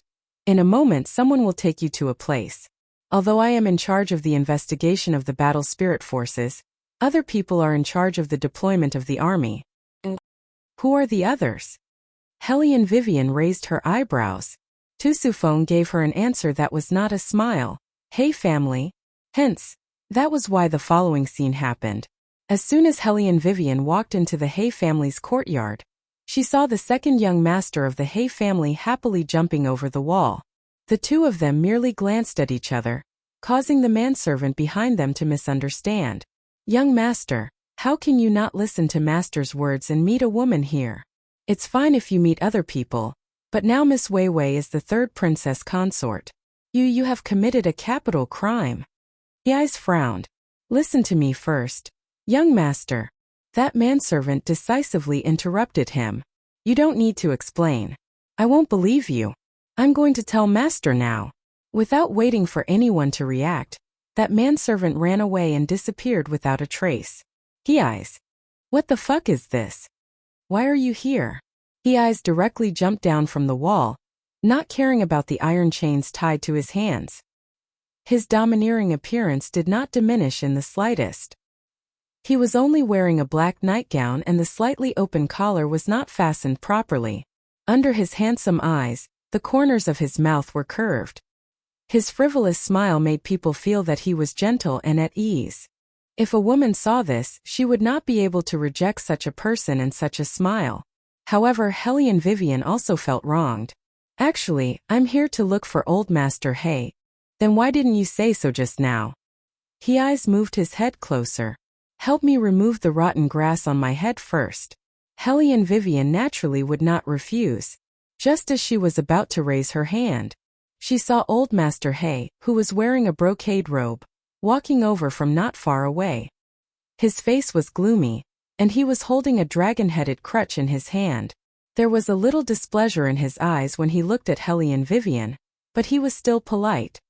Third princess consort, what brings you to my humble abode? Hellion Vivian knew that old Master Hay did not like her.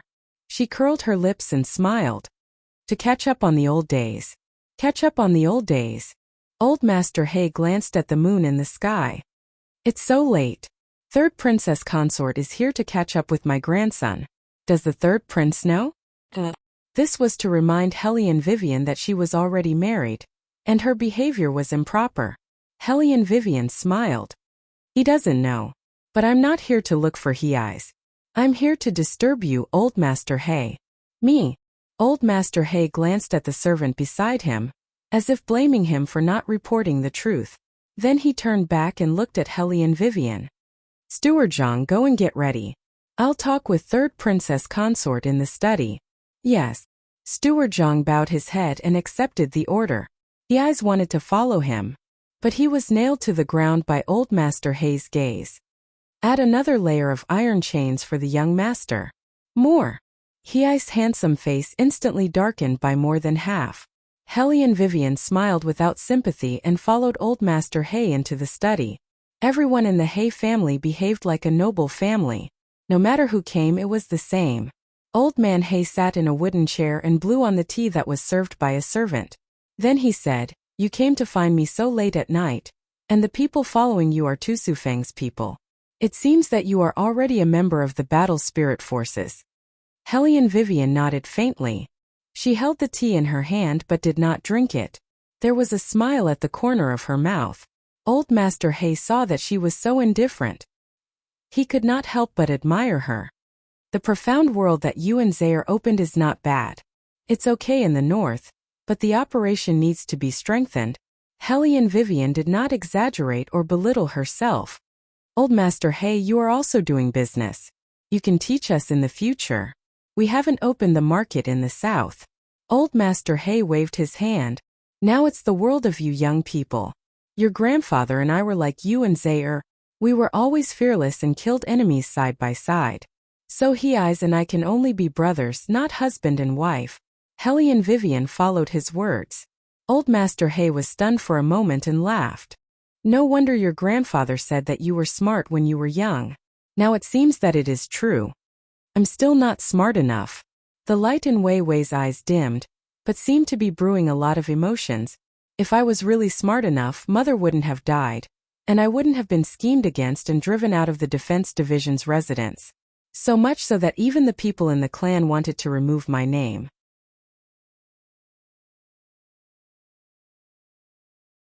Chapter 346. Old Master Hay's hand paused as he drank the tea. His emotions surged and finally turned into a sigh. Girl, it's been hard on you for so many years. A sword that has been sharpened for 10 years. Hellion Vivian took a sip of tea and said slowly, sometimes, suffering a little can make people sober. The most she had suffered in her life was slaps. In modern times, her stepmother's disgust would always cause her to be beaten for no reason. No one had ever thought of giving her dates to eat. Not to mention listening to her grievances. At that time she liked to hide in the closet to sleep, because she felt that it was the safest place. She knew better than anyone that in this world, one could only rely on one's own hands to create one's own empire. It was the same now. She would take revenge on those she hated. She would not blame those who did not help her. Because no one said that they had to help you. Old Master Hay looked at the pair of eyes that were as firm as water and made a decision. I'll take you to the military camp now. If Hellion Vivian saw him and complained about so many years of suffering, he might not accept her immediately, even if he knew about her current achievements. However, the young girl standing in front of Old Master Hay was neither anxious nor impatient. She was neither lukewarm nor angry, but she had her own unique arrogance. He really felt sorry for such a child. After all, it was not that he had not heard the rumors in the capital all these years. When he heard that his unfilial grandson was getting close to this girl, he was half happy and half worried. Probably everyone in the world thought that he did not like Hellion Vivian's style. He did not like her, but more than that he was disappointed that she did not live up to his expectations. He had also thought of simply letting his unfilial grandson marry Wei Wei. At least in the Hay family he could protect her. But at that time, the old man said before he died that he wanted to see his only granddaughter become a talent. So he protected this girl from behind many times, but he could not protect her too much. Now all of this was finally worth it. After that, Old Master Hay took Hellion Vivian to the back of the mountain. In the fog of the night, no one knew how Old Master Hay walked. An extremely secluded valley appeared in front of Hellion Wei Wei. All the animals that passed by the entrance of the valley were scared away by the murderous aura inside. At this time, the unique sound of soldiers training could be faintly heard from the valley. This was where the hidden army of the Hellion clan was hiding. So God was hiding here. No wonder no one could find him.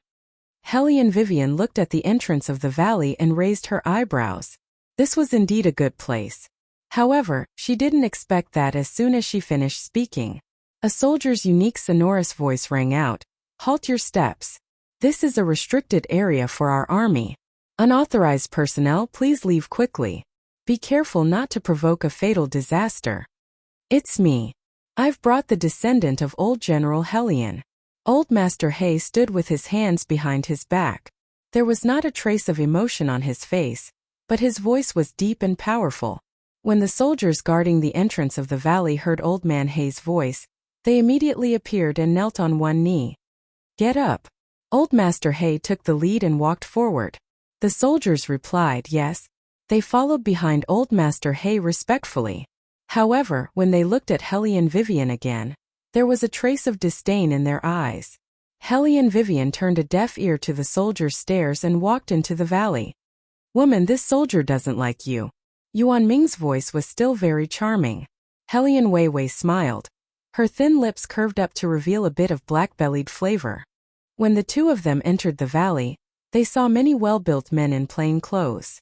They were either practicing alone in pairs or in groups. Every one of them was practicing in the school field. It was very lively.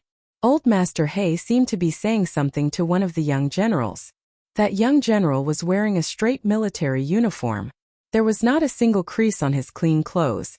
Under his black hair was an expressionless, handsome face. His skin was a sexy bronze color. His lips were very thin and the tip of his nose was very high. A pair of black eyes were like crystals, faintly shining like glass. When he heard Old Master Hay's words, he seemed to look at Hellion Vivian. That kind of gaze had a trace of inquiry, but it was so handsome that it was breathtaking. "I didn't expect that there would be such a beauty in this group of soldiers who are always fighting and killing." The person who spoke was Yuan Ming. Hellion Vivian crossed her arms and smiled faintly. "What? You like him? Lousy likes men." Yuan Ming blurted out in a moment of desperation. Hellion Vivian snorted. "You finally admitted it?" Wait a minute. I was wrong. Yuan Ming anxiously wanted to explain. Hellion Vivian directly cut off the telepathic communication with him. Yuan Ming could only scratch at the wall in the fantasy space. Little White glanced at him, and that glance contained countless hee-hees. Two people in the distance were talking. Although it was said to be a conversation, in fact it was only old Master He talking. And that young general did not say a word from beginning to end, nor did he look at Hellion Vivian a second time. Hellion Vivian was a secret agent, so of course she knew what this meant. 1. He did not like her. 2. He played a key role in whether she could obtain the hidden army or not. 3. This person must have the same obsession with cleanliness as His Highness. It could be seen from his military uniform that was not stained with a speck of dust. 4. He was very difficult to approach. However, there was one thing that Hellion Vivian did not understand, and that was the way he looked at her seemed to be mixed with too many emotions. Did they know each other before? Before Hellion Vivian could figure it out, she heard a cold laugh. What right does a piece of trash like you have to be here? Quickly go back and find someone to marry. After you give birth to a child, send it to us for us to raise, and then restore the glory of the Hellion family. The person who spoke was standing next to the young general. He was almost 2 meters tall, and his muscles were bulging, giving people a strong sense of oppression. His standard square face was filled with obvious anger. Captain De Xiong is right. Instead of you, you should send a child here. Anyway, you only know how to hang around that Lord Murong. Many of our brothers have died because of you. Do you know that a person like you is not worthy of our lives? Get out of here, you are not welcome here. Waves of resentful insults and chastising voices rose and fell one after another. Hellion Vivian stood tall and looked at De Xiong in front of her, and then looked at the eyes of the other soldiers. She was not angry. She also understood how disappointed these people would be when they found out that the person they were supposed to be loyal to was a love-struck fool, who only knew how to follow behind a man. But, whether I am a piece of trash or not, whether I am worth your lives, we will know after a competition. Right?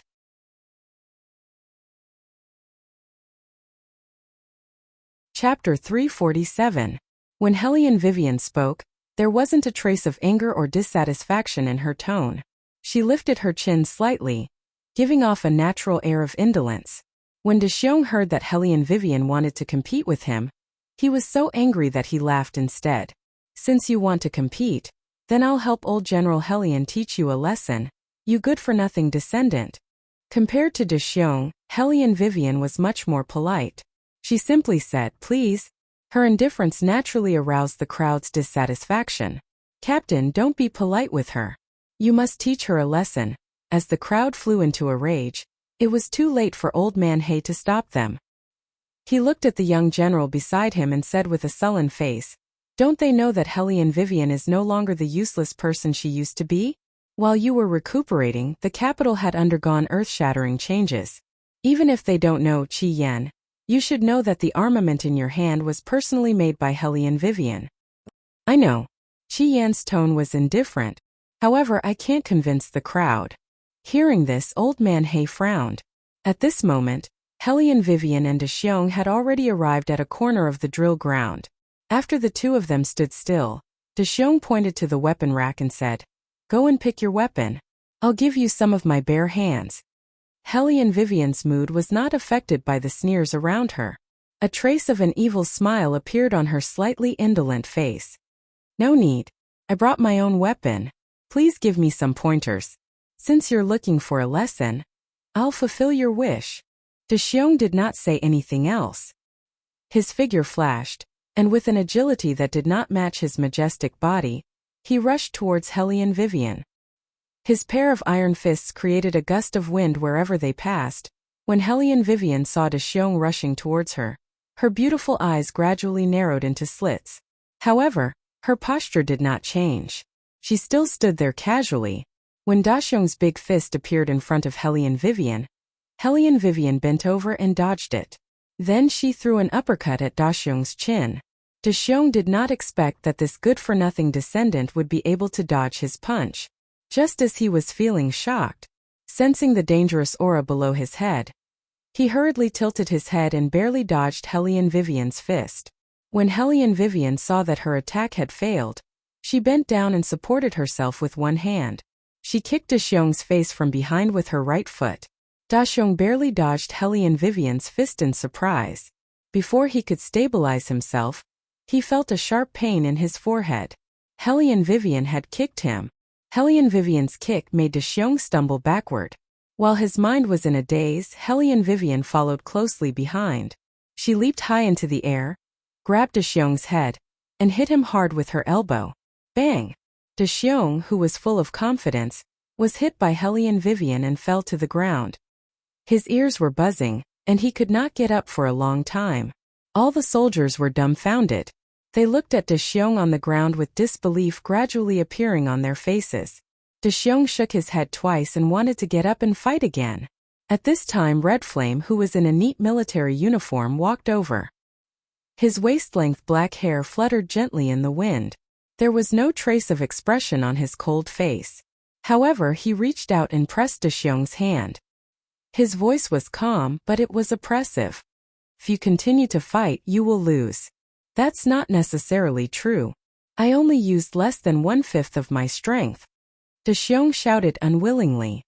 I saw that she was a woman, so I didn't really use my full strength. Qi Yin glanced at Hellion Wei Wei with an indifferent expression. You only know that you've used less than 1/5 of your strength, but didn't you notice that she's wearing weights on her feet and hands? Weights? Da Xiong seemed to be in disbelief. He deliberately glanced at Hellion Vivian. When his eyes came into contact with her wrists, he could not help but be stunned. Did she really wear weights? This woman actually wore 3 heavy buckles and came to compete with him? Moreover, her speed just now was so fast that it did not seem like she was wearing weights at all. Red Flame's voice was cold, but it sounded especially textured in the middle of the night. Not only that, but she also did not release her martial qi. Da Xiong's expression completely froze when he heard this. Wei Wei also didn't conceal her body's martial qi cultivation. Her thin lips slightly curved, one hand spread out, her long sleeves fiercely fluttering. One could only see that the wind surrounding her body seemed to have been manipulated by her, forming a huge current of air, lingering on both sides of her body. And she was just like a queen who controlled the wind under heaven. Her long and narrow eyes carried a smile of her own way, unexpectedly giving birth to a breathtaking feeling on that dark face. How can this girl have such strong martial qi? Not only the surrounding soldiers, but even old Master He himself was shocked and a little excited. It seemed that the reinvigorating of the hidden army and taking back the general's residence was just around the corner. Da Xiong was the closest to Hellion Vivian, so he could see the clearest. If she had raised her martial qi from the beginning, he would not even have had the chance to make a move, let alone talk about winning or losing.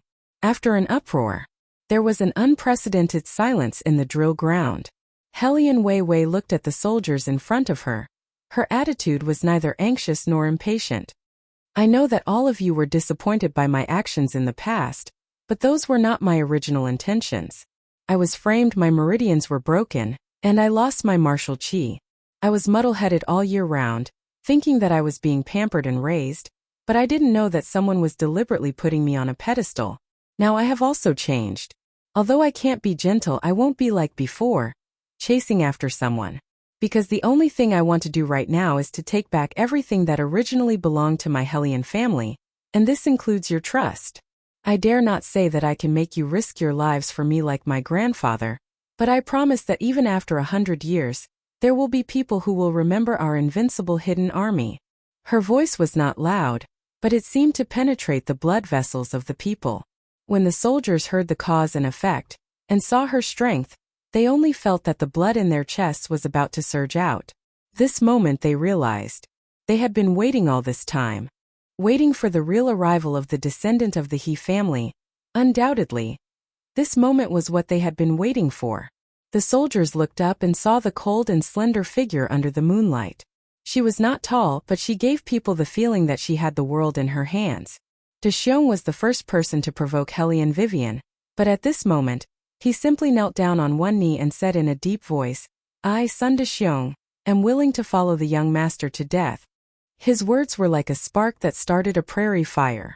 The soldiers shouted one after another, echoing throughout the entire valley, We are also willing to follow the young master to death.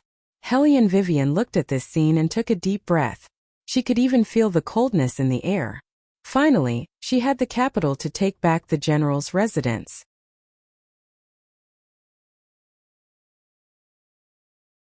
Chapter 348.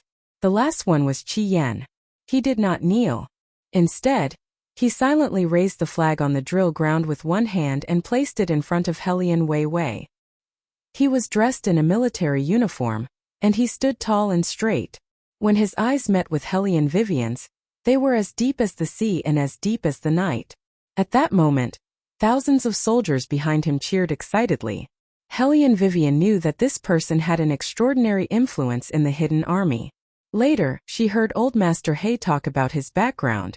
Only then did Hellion Vivian know that this person was the first young master of the Qi family, who was personally invited to the palace by the emperor. At the age of 17, he had won against all the officials in the virtual hunt. It was no wonder that he had such a presence. Hellion Wei Wei smiled, the corners of her mouth slightly curved. However, she realized that Qi Yan had been looking at her. His gaze was a little unfathomable. Hellion Vivian raised her eyebrows at him. When Qi Yan brushed past her, he sneered. It seems that you don't remember anything. Wait a minute, what should she remember? Hellion Vivian frowned slightly. What was going on? Old Master He did not hear anything. He patted her shoulder and said in a dignified voice, "Good job, girl." Hellion Vivian smiled faintly and nodded. She seemed to have thought of something and said, "I still have something to discuss with Old Master He. Shall we go into the tent?" Old Master He nodded. Qi Yan looked back at Hellion Vivian. The three of them sat in the military tent with hot tea in their hands. Hellion Vivian was a person who could not hide things. Looking at Qi Yan's cold and handsome face, she thought for a while and said, "Young Master Qi, did you have a crush on me before?" Old Master He spat out a mouthful of tea and coughed heavily. Qi Yan's handsome face was already half black. "Is that what you want to say?" "Of course not." Hellion Vivian observed his expression. "I just don't want there to be any misunderstanding between us." Scarlet Flame's smile grew colder. "What misunderstanding could there be between us?" Hellion Vivian curls his thin lips and smiles. "That's good." Scarlet Flame looked at her and found it interesting. Then, he said to Old Man He, "She doesn't even have her memories." Old Master He also frowned. Hellion Vivian also knew that there were loopholes in her memory. "On the day I sank into the lake, I hit my head. There are some things that I remember and some that I have forgotten." "Is that so?" Scarlet Flame's long and narrow eyes glanced in her direction. Hellion Vivian nodded. "So, can you tell me now what happened between us?" "No." Scarlet Flame's tone was indifferent. "Forget about it." Hellion Vivian was rendered speechless. Old Master He looked at the two of them and couldn't help but laugh. Since the other party didn't want to talk about it, Hellion Vivian didn't continue to harp on this issue. However, she was sure of one thing. This man really couldn't get along with her. However, when it came to important matters, he was a trustworthy person. Hellion Vivian curled her thin lips and said, "I will ask someone to send a batch of weapons over in a few days. When the weapons arrive, I want to modify them and let the people of the hidden army familiarize themselves with the operation of these weapons as soon as possible." "Change weapons?" Old Master He obviously didn't agree. Scarlet Flame's tone was very cold. "Everyone in the hidden army has their own unique weapon, so there's no need for weapons." Hearing this, Hellion Vivian smiled. Old Master He thought that she didn't like to hear this, so he said, "Girl, you just came to the army not long ago and aren't familiar with these people. They all have their own independent personalities. If you suddenly change weapons for them, they won't be used to it. I know that you're good at martial arts. Why don't you see if you can help them strengthen the foundation of their weapons and change the weapons?" Hellion Vivian listened quietly. After hearing this, her thin lips curved slightly. "I know all this, but this weapon of mine is different from other weapons." After speaking, Hellion Vivian stood up and glanced at the bat flying outside the tent. Suddenly, she straightened her left arm, and the small pistol in her hand was parallel to her line of sight. Her eyes narrowed slightly, and she looked indescribably handsome. Bang! A gunshot sounded. The bat fell from the sky and landed in front of the military tent. There were still traces of blood on its body. Old Master Hay was stunned. He couldn't believe what he saw. How did such a small thing shoot down the bat from such a long distance? There was no bow or arrow. Scarlet Flame also glanced at the bat beside the tent. The bat was already completely dead. It was indeed very lethal. Old Master Hay looked at it curiously and asked Vivian, what kind of hidden weapon is this? Why hadn't he seen it before? This isn't a hidden weapon. It's a pistol. However, the weapons I sent over are not just pistols. There was a smile on Helian Wei Wei's face. For example, De Xiong is an expert in heavy weapons. When the batch of weapons is completed, I will specially equip him with a strafing cannon. With one shot he can destroy half of the city wall. Half of the city wall. When Old Master Hay heard the last sentence, he couldn't stay calm. Is this small thing really that powerful? Helian Vivian weighed the gun in her hand. Still needs to be improved.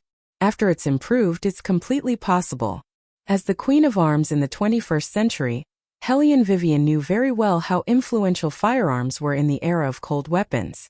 She didn't just want to get the hidden army. She also wanted to select the most elite, ace battle team from the hidden army. This group of mercenaries would be faster than anyone else. They would be able to win by surprise and enter, and leave the major cities as if there was no one around. When the time came, they would be carrying long guns and cannons and sweeping away thousands of soldiers. It would be indescribably cool. They would be able to fight whoever they wanted. They could even take orders and make money. When she thought of this, Helian Vivian's smile deepened.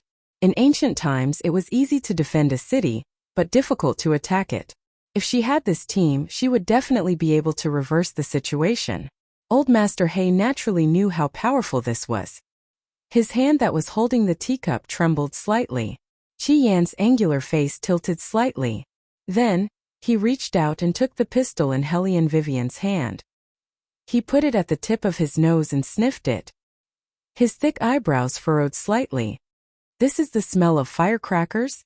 That's right. Helian Vivian's long and narrow eyes flashed with moonlight. She was clearly handsome.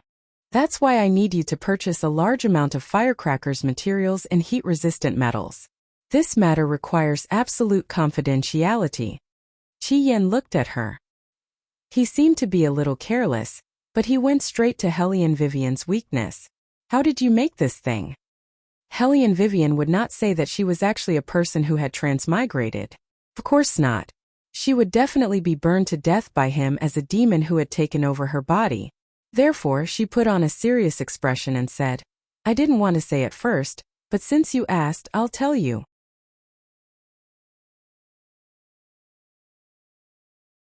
Chapter 349.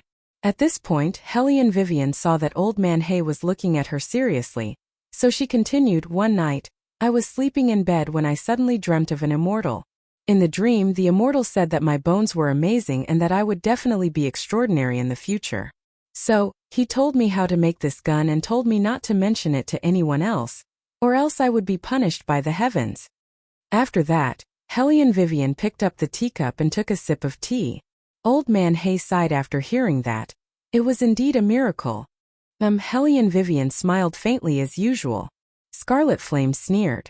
When he leaned over to return the gun to her, he said in a low voice, I haven't seen you for a few years, but your lying skills have improved a lot.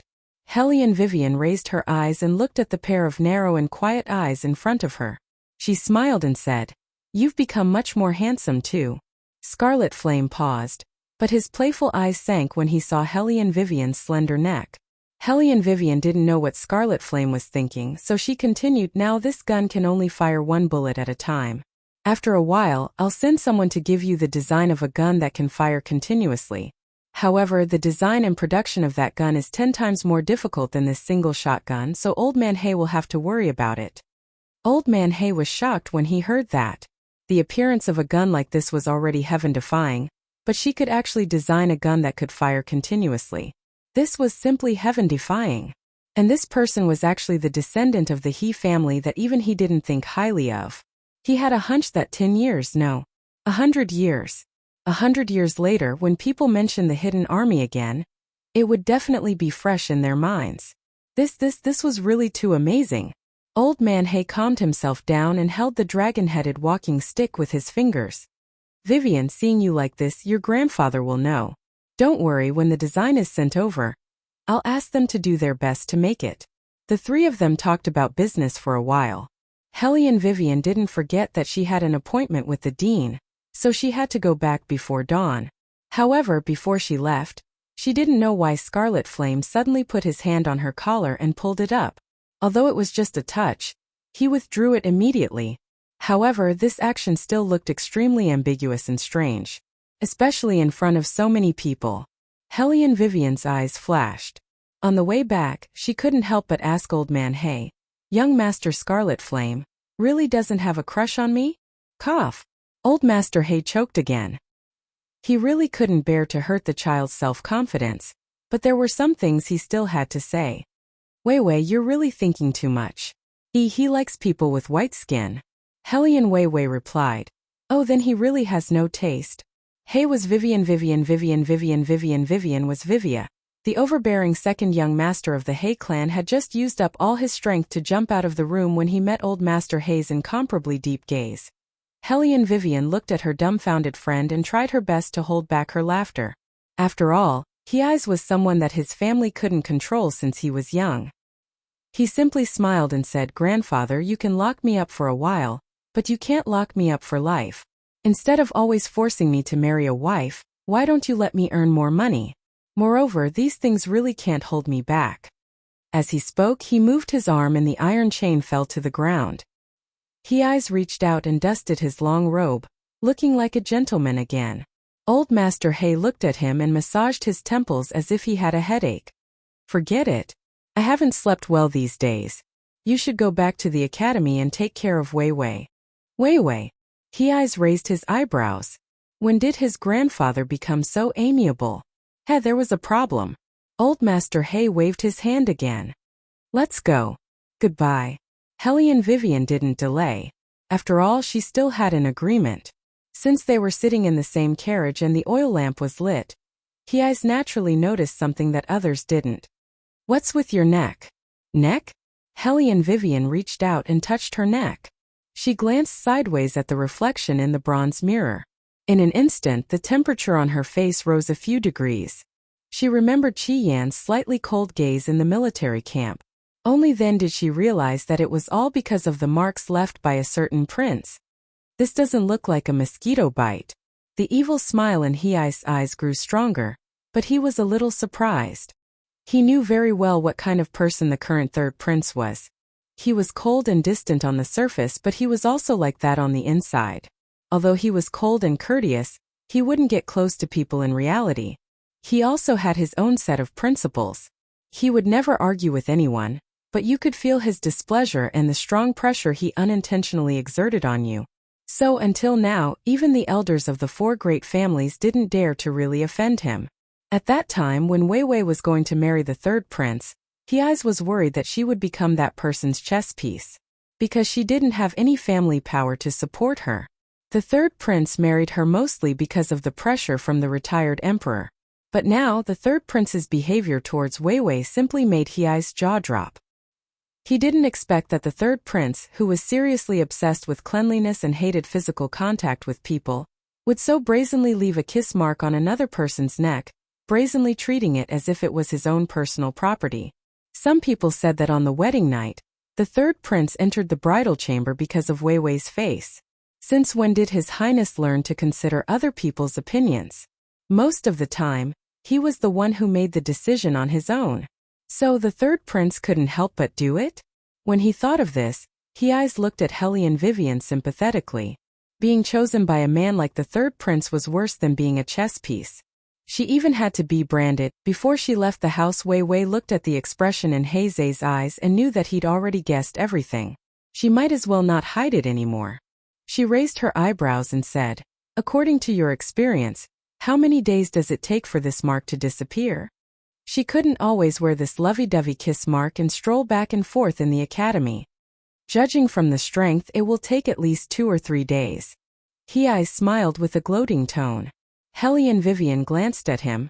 "It seems that we have to buy a long robe with a high collar. Bring the royal along and let him spend the money." Hellion Vivian was quite satisfied with Hei's words. Soon they arrived at the place where they parted ways. But what Hellion Vivian didn't expect was that the moment she jumped down from the carriage, she saw Yun Biluo and the rest returning to the academy at the same time.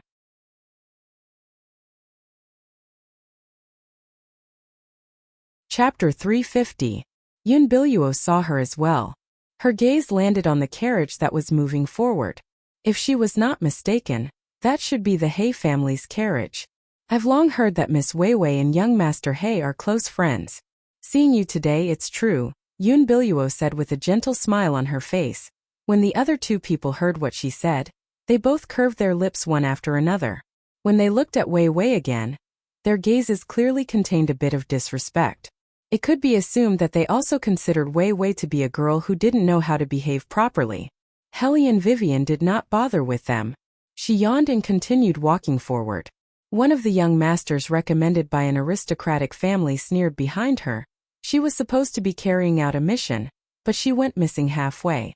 We even had to look for her outside the auction. The other person patted him on the shoulder.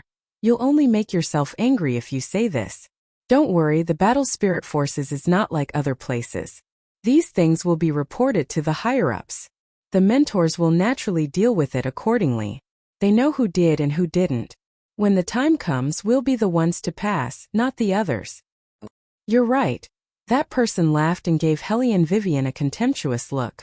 When Hellion Vivian could not be found, Yun Biluo thought that she came back first because she had received some news.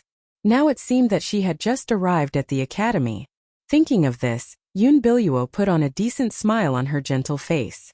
She nodded at the two people gently. It's almost dawn, let's go.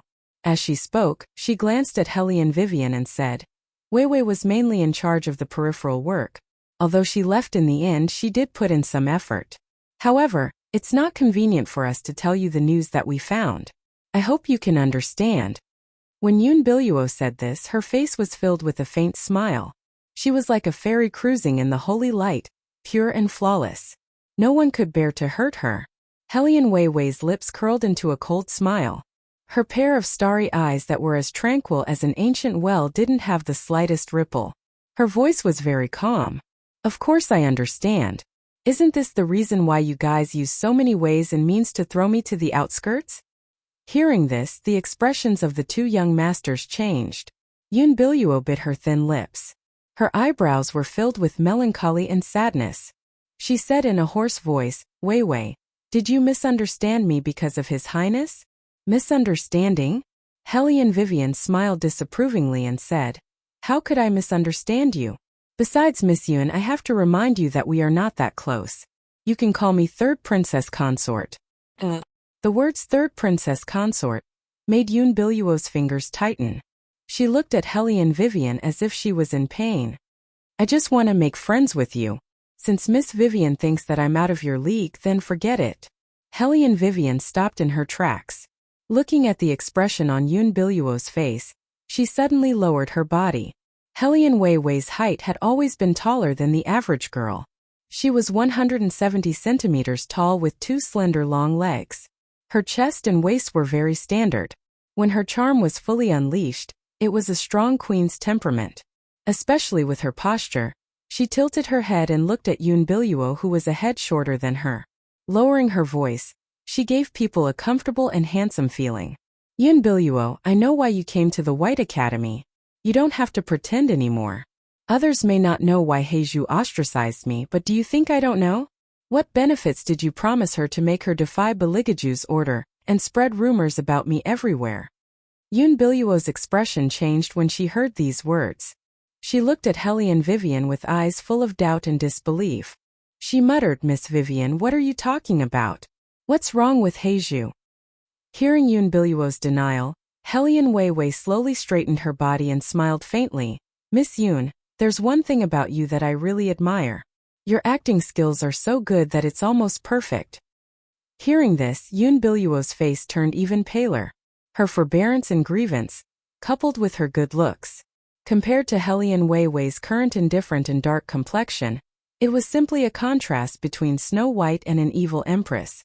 The two young masters in front could not stand it anymore. Miss Yun, why are you telling her these things? She didn't do anything. It's reasonable that she didn't get any news. Yoon Biluo tried hard to take a deep breath, as if she was suppressing a great grievance. She raised her beautiful face and said in a weak and hoarse voice, "I'm the one who's climbing up the social ladder. Let's go quickly. The dean is still waiting for our news." The two young masters nodded and looked at Hellion Vivian coldly. "When the time comes, don't be a sore loser." "A sore loser?" Hellion Vivian rubbed the banknote that the dean insisted on giving to her with her fingers.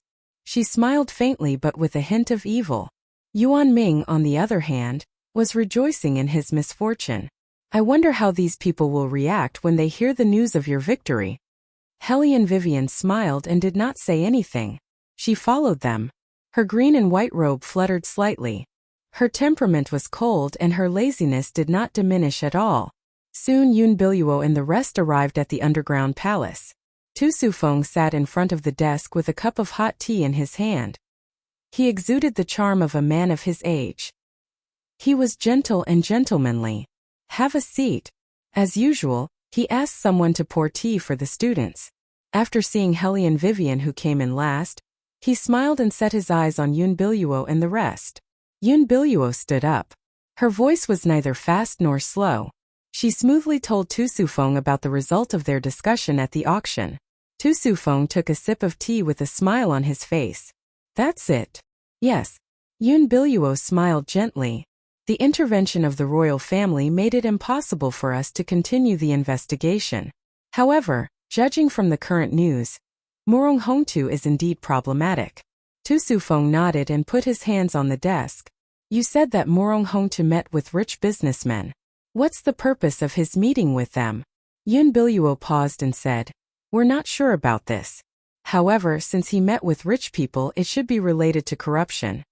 "That's right." The other two people chimed in. Their gazes towards Yoon Biluo were filled with admiration. Miss Yoon was indeed worthy of her reputation. Her reaction was quick enough. However, Tu Sufeng just glanced at Yoon Biluo and did not say anything else. Yoon Biluo did not notice at first. Later on, she realized that Tu Sufeng had not spoken for a long time. She asked awkwardly, "Dean?"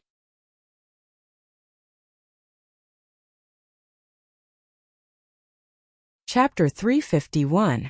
"There were 6 of you when you went out." Tu Sufeng didn't follow up with her words. Instead, he suddenly said, "They came back separately. Right now, there are still 2 people who haven't come back. Who can explain to me where those 2 people are right now?" Yoon Biluo was speechless. However, Hellion Weiwei opened her mouth and said, "It's my fault for forgetting to report this. Little 7 is still too young." After completing his mission, he followed the 3rd prince home to sleep. Young Master Han needs to clean up the loose ends.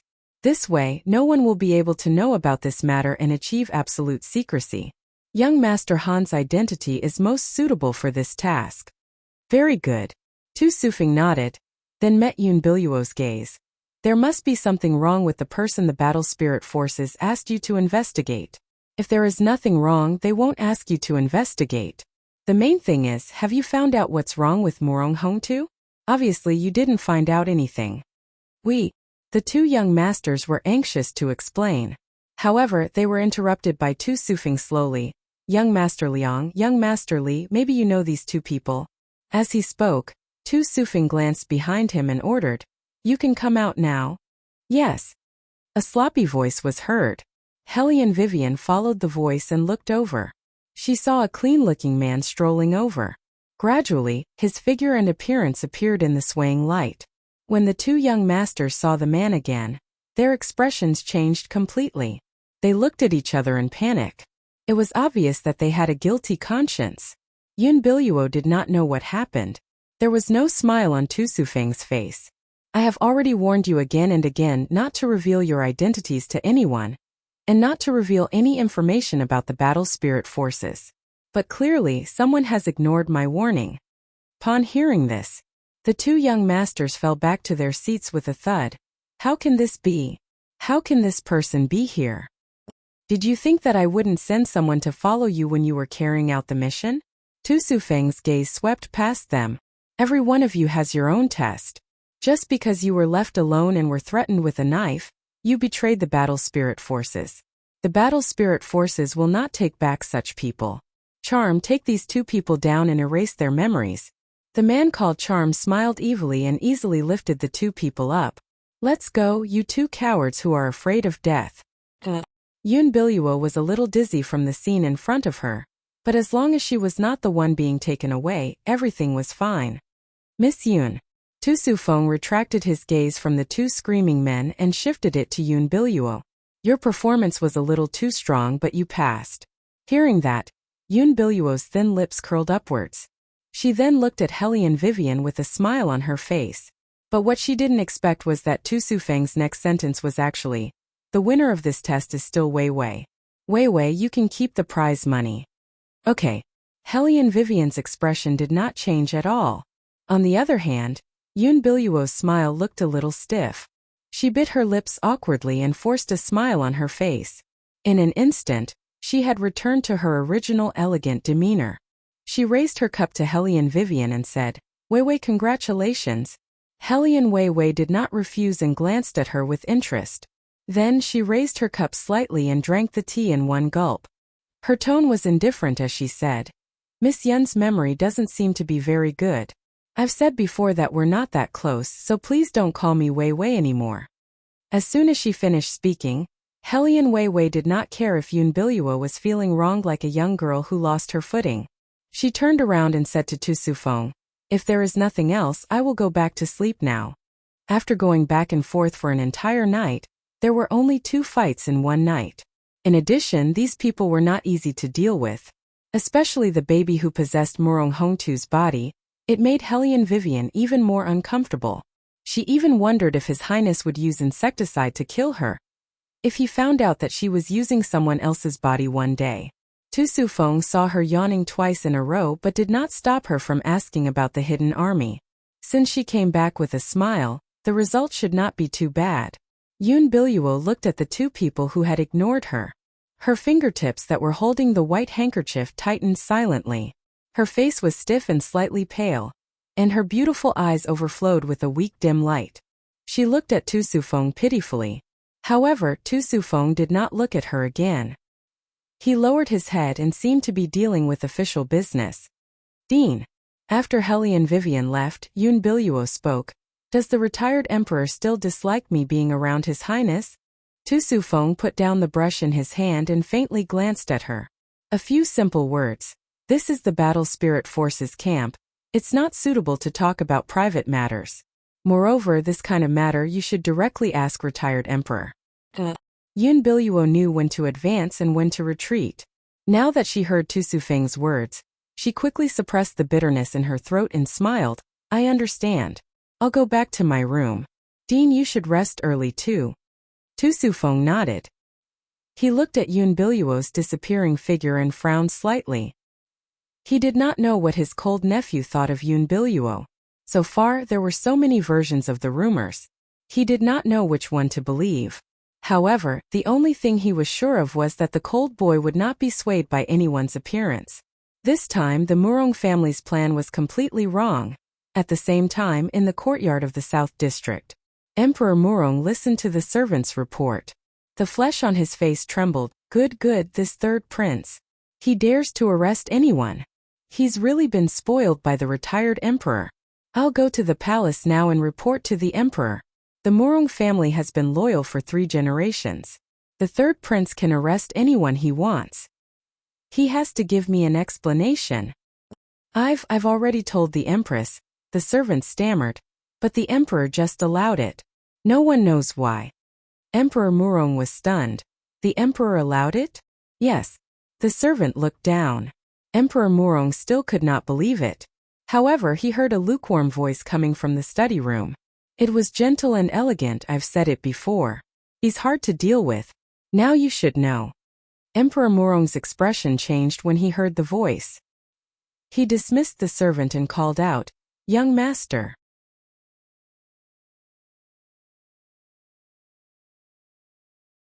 Chapter 352. Under the morning light, a man dressed in white sat on a wooden chair.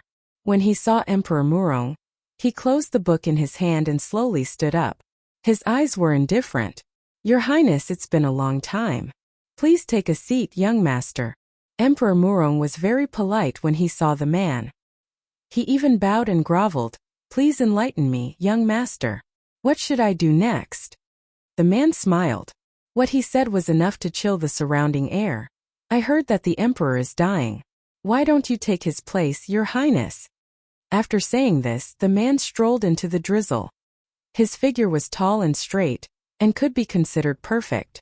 The manservants in the mansion could not help but look at him. They did not know what their highness said to him. But that day, Emperor Murong sat in the study room in the same posture for the time it took to burn a stick of incense. After the rain, the sky was bright. After Helian Weiwei returned, she lay on the bed and fell asleep. She'd long forgotten about her promise to give Third Prince a bath. She didn't know which corner of her mind. Someone came in. Helian Vivian's first reaction was Qing Zhan. Qing Zhan must have come in to help her wash up. She had nothing to hide in front of Qing Zhan. He stretched lazily, got up and walked around the screen.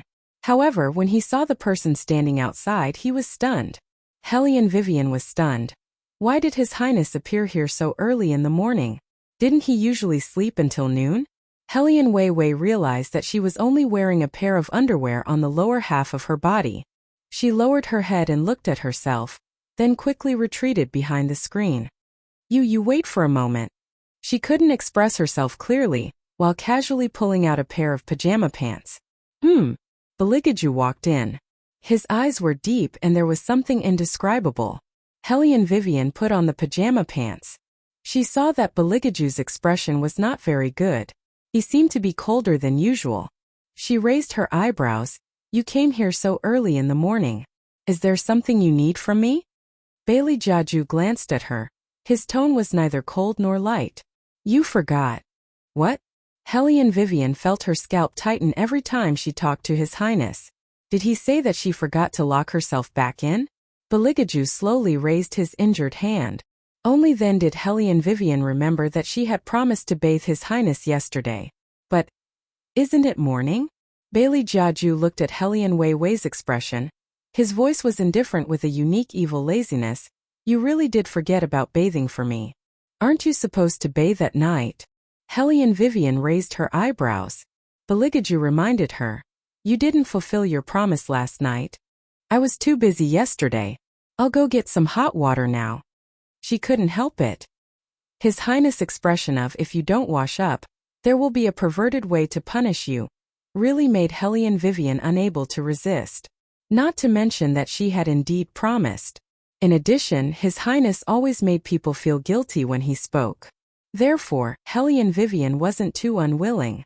She yawned lazily and scooped water with a wooden spoon with a faint smile on her face. Bailey Jiaju took an ancient book from her bookshelf, supported his chin with one hand, and sat by the window, flipping through it casually. His mind was filled with the appearance of Weiwei's pair of slender, and white legs from a moment ago. It's just that this was enough, but she was still wearing a slightly loose white undergarment. The red marks on her neck were clearly visible at a glance. The lapel of the garment was half covering and half covering, revealing a slender neck, simply made people want to swish. With a sound, the man exerted force in his hand and a corner of the ancient book was missing. Beligaju acted as if nothing had happened. He dusted his robe, but his eyes were deep, as if he was waiting for an opportunity to make a move. When Helian Vivian poured the water into the bathtub, she felt a burning sensation on her back. When she turned her head, she saw Beligaju leaning to the side, elegantly and indifferently unbuttoning his collar. When his robe was removed, it was just that good figure that would make even God jealous. Helian Vivian didn't look at him anymore. She turned her head and sprinkled flower petals into the wooden tub. She thought that a person who bathed 3 times a day would definitely have a certain level of desire for water quality. Unexpectedly, when Beligaju walked in, the space behind the screen seemed to be narrow and sealed, as if no one would see what he was doing. Helian Vivian subconsciously moved back and took a white towel. She turned her face and said, "The temperature of the water is just right. You can soak in now." As the steam filled the air, Helian Vivian's face was calm. Beligaju looked at her playfully. A normal woman would definitely blush in this situation. But this little thing had a bit of a ruffian aura. Those who didn't know would think that she was very skilled. Beligaju curved his thin lips and stepped into the wooden tub with his long legs. In the middle of the night, he was only wearing a white robe with wide sleeves. Half of his thin and attractive chest was exposed. His ink-black hair fell behind, and a pair of indifferent eyes like an ancient well emitted a faint light, as if to suppress all the other colors. He was so handsome that it was indescribable. Hellion Vivian didn't feel that she was at a disadvantage at all to bathe such a beautiful man. Instead, she felt quite happy. She whistled and took the towel back and forth to wipe Beligaju. There wasn't any embarrassing scene.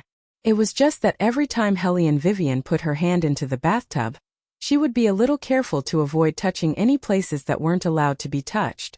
Beligaju smiled more and more playfully. After a long time there was a bit of evil charm. Okay. Hellion Vivian retracted her hand and smiled lightly. Be careful not to get your left hand wet. Splat!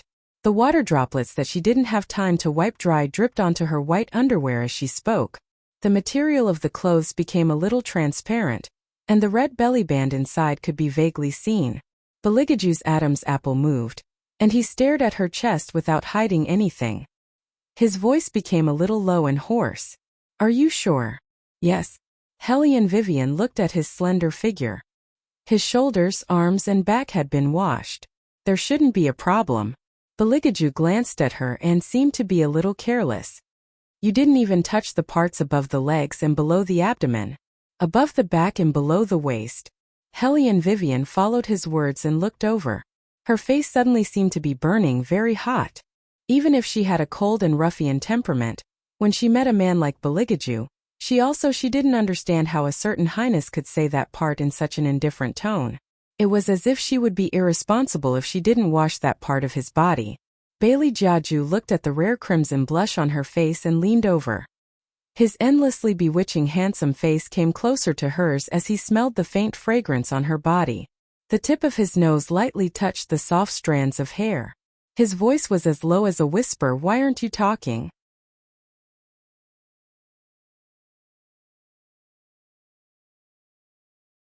Chapter 353. Hellion Vivian's ears went numb for a moment. Then she smiled and got up nimbly. There are some places that your highness should wash yourself. Beligaju, who was sitting in the bathtub, looked at Hellion Vivian with deep eyes. Okay. So straightforward? Hellion Vivian couldn't believe it. Beligaju really raised his hand. Give me the bath mud. Hellion Vivian said, oh, and handed it over. Beligaju didn't take it. Instead, he asked her a question that didn't make sense. Are you only wearing a bra? Yes. Hellion Vivian was not used to the layers of clothes of ancient people. Wearing a bra and a pair of loose cotton pants should be nothing. But Hellion Wei didn't know that when this kind of material was soaked in water, it was more beautiful than wearing nothing. Beligaju's long and narrow eyes darkened. Then he stretched out his hand as if he wanted to stand up. But because his left hand was still wrapped with a cloth, he suddenly slipped. Hellion Vivian subconsciously reached out to grab him, but she was directly pulled over by this force and fell into the bathtub. Splash! When Hellion Vivian came out again, her body was already soaked. Even the hair that reached her waist was floating with the bright red roses. He seemed to be worried that she was hurt. He held her waist with one hand from behind. There was a devilish look in his eyes. It was really dangerous. The wound almost got wet. Hellion Vivian could even feel Beligaju's lips touching her earlobe. Yes, it was indeed a little dangerous. Hellion Vivian tilted her head, trying to avoid this overly intimate action. But Beligaju pressed her into the water and slowly undid the collar of her bra. Then he narrowed his eyes and touched the red mark on her neck. Hellion Vivian was touched by his action. Even her fingers were numb. And for some reason, the place where his fingers touched was especially sensitive. It does look very deep.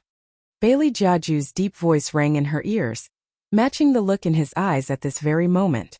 Hellion Vivian felt an uneasy heat all over her body. She glanced at Beligaju and wanted to stand up. Don't move. Beligaju held her hand and moved closer to her. His expression was indifferent and noble. If you continue to move, I can't guarantee that I can control myself. It seemed that he was saying that she was seducing him. But Hellion Vivian still didn't move. It wasn't because she was afraid, but the temperature from that part of his body, it was obviously bulging. Hellion Vivian was shocked by that shape. Her eyes trembled. However, Bailey Jiaju was still holding her waist. His eyes slightly darkened.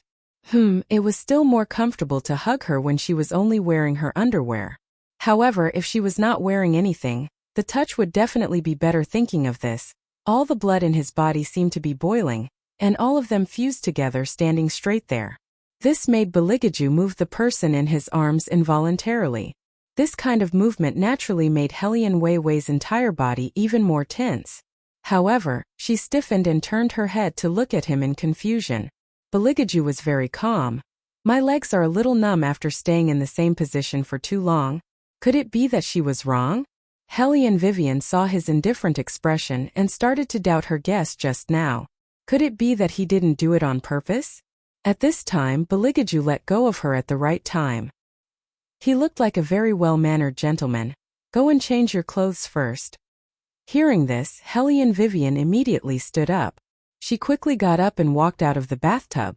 Baligaju looked at the figure that disappeared behind the screen and raised his eyebrows. She escaped quickly. You should at least leave the towel for me when you leave. Hellion Vivian heard the faint voice behind her. She snorted and used force in her left hand. The white towel in her hand fell into the bathtub in the shape of a parabola. Bailey Jiaju looked at the towel in front of him and curled his lips into a smile. Then, he stood up from the bathtub and slowly wiped the water droplets off his body. His voice was slow and cold. Qilin, come out. Tsk. Master can still find out like this. Fire Qilin showed its faintly discernible figure. It lowered its head and licked its mighty big claws. Baligaju glanced at it coldly. That glance made it and its claws stiffen. Damn it, it couldn't move. How could this be? When it raised its head again, it saw that its master's eyes had a hint of golden light. Fire Qilin then realized that its master had used the body-fixing technique on it. It was instantly melancholy. Master, I didn't offend you, right? When I do something, I don't like to have people watching. Baligaju's eyes were indifferent. Fire Qilin coughed softly. I didn't see, really. But master, you did it on purpose just now, right? How could you not be able to stand and your wound was wet? You clearly wanted to drag me into the water with you. Baligaju didn't deny it. He threw the white towel in his hand to the side and walked out of the bathtub with his upper body that made people jealous. Every texture of his muscles was just right. Wait, what should I do? Is master not planning to let me go? I was just telling the truth, okay. Fire Qilin wanted to cry but had no tears. It could only maintain its standing posture with one leg. Its tongue was still licking its claws. Its reflection in the bathtub made it look stupid no matter how you looked at it. Haha, it was ruining its image. Coincidentally, a sparrow flew over and landed on a branch. It looked at Fire Qilin with a face full of worship. What do you think Boss Qilin is doing? His posture is so strange. I don't know either. Fire Qilin heard this and immediately replied in a deep voice. I'm practicing my balancing ability. Image. It must maintain its handsome and heroic image in the eyes of cute little beasts. So you're practicing your balancing ability. The sparrows began to chirp and jump again. They looked at Fire Qilin with starry eyes. Boss is so handsome. Fire Qilin nodded naturally. His posture was very domineering. One of the sparrows jumped down and stared at Fire Qilin with its eyes wide open. Boss, can you change your posture? Let's see your other actions first. Fire Qilin. Damn. Master, help. Quickly undo my body freezing spell. Hearing the wailing behind him, Bailey Jiaju did not have the slightest intention of turning his head back. The corners of his mouth curved into an evil smile. His slender fingers rubbed his slightly damp black hair, bent over to pour himself a cup of tea, took a sip, then slightly raised his eyebrows and looked at Wei Wei, who was standing in front of the bed. What are you doing? Hellion Vivian didn't expect him to come out so soon. She was still looking at the clothes in front of her, wondering which one could cover the marks on her neck. She was frowning at the long robes on the bed. When she turned around, she saw a certain highness with a bare upper body, long legs and long arms, looking very seductive.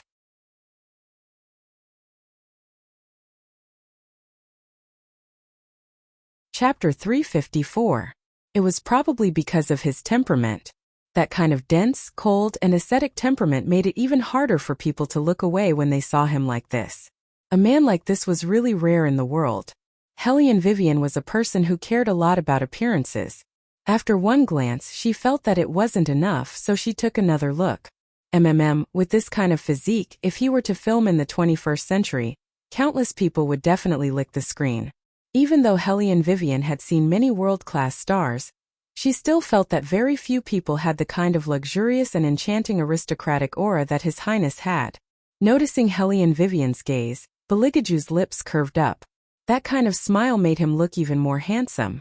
Hellion Vivian took another look at him, but coincidentally met his gaze as well. It was as if he was deliberately catching her. For a moment, Hellion Vivian seemed to hear the stagnation in the air. "Why are you looking at me?" Beligaju asked with a smile. "Hellion Vivian." "We were clearly looking at each other. Why did it seem like I was peeping at you?" Beligaju looked at her expression. His unsatisfied mood improved again. The corners of his mouth curved up, and his entire body emitted a unique charm. Hellion Vivian felt that this person was constantly using his handsome man to trick her. Fortunately, she had better self-control. If she had pounced on him... Wait a minute, why did she want to pounce on him? "Woman, don't suppress your natural instincts." Yuan Ming's evil voice sounded. "You have less than 5 days left. The closer it is to dual cultivation, the more your body is out of your control. Why do you have to work so hard? If you want it, then do it." Hellion Weiwei didn't pay attention to Yuan Ming, and directly stuffed him back into the celestial boundary space. She looked at Bailey Jiaju's apathetic and narrow eyes and sat on the wooden chair with her legs slightly crossed. She drank a mouthful of tea and then said, "I want to go buy some clothes." "Buy clothes?" Beligaju didn't expect to get such an answer. The hand that was drying his hair obviously paused. Hellion Vivian nodded and thought to herself, "It's all because of you, the main culprit. Otherwise, I wouldn't have to specially buy a high-collared robe in the middle of summer. You really should buy more clothes to wear." Beligaju glanced at her again. His gaze was indifferent and noble, like a domineering CEO looking at a homeless person on the streets. Hellion Vivian raised her eyebrows. What kind of look was that? She was also very rich. Let's go shopping now." Beligaju put on the robe, and his posture was as smooth as flowing water. Hellion Vivian didn't know how to react. "Shadow." Beligaju called out the shadow guards accompanying him. "Go and get ready." Aning turned his head and replied, "Yes. Actually, I can go by myself. You're so busy." Hellion Vivian smiled at Beligaju. She was as smart as usual. Shopping was so troublesome, people like the royal family definitely wouldn't like it. Unexpectedly, Beligaju only gave her 3 words, "No." Hellion Vivian. "Fuck. Why not? I really can't agree with your taste." Beligaju took the lead and walked out. There it is again. That cold and condescending gaze. It really made people want to beat him up. Hellion Vivian told herself to get used to it. After all, in the eyes of a certain highness, she was just a 2-legged prey. When Bailey Jiaju turned around, what he saw was Hellion Weiwei's creased eyebrows with a conflicted look on her face. Immediately, his thin lips curved into a smile. Hellion Vivian silently ridiculed. Sure enough, a certain highness' interest was something a mortal like her couldn't understand. It couldn't be more perverted. However, looking at his clothes, she knew that Beligaju had good taste. It wasn't a bad idea to bring such a man out shopping. "Before we set off, let's eat something first." Hellion Vivian rubbed her stomach. She had been hungry for a long time. Right now, she only wanted to eat the fragrant white rice. It would be even better if it could be paired with a plate of spiced beef. Beligaju didn't look at her with that discriminatory gaze this time. He asked someone to prepare the meal. The 2 of them didn't eat in the house. Instead, they ate in the pavilion in the courtyard. The wine and dishes were served, and each dish was overflowing with fragrance. Hellion Vivian ate with satisfaction. Royal family didn't want to eat. She basically finished all the food that was served to her. There was no sense of discomfort. Both of them were very lazy people. Their good upbringing could be seen at the dining table. It was just that one ate like a poster while the other was more natural. She wasn't picky about food. They complemented each other. It was rare to see a girl like Hellion Vivian who ate so much. She wasn't pretentious and ate whatever was fed to her. This made Beligaju smile even more. He felt that she saved him a lot of trouble in terms of feeding.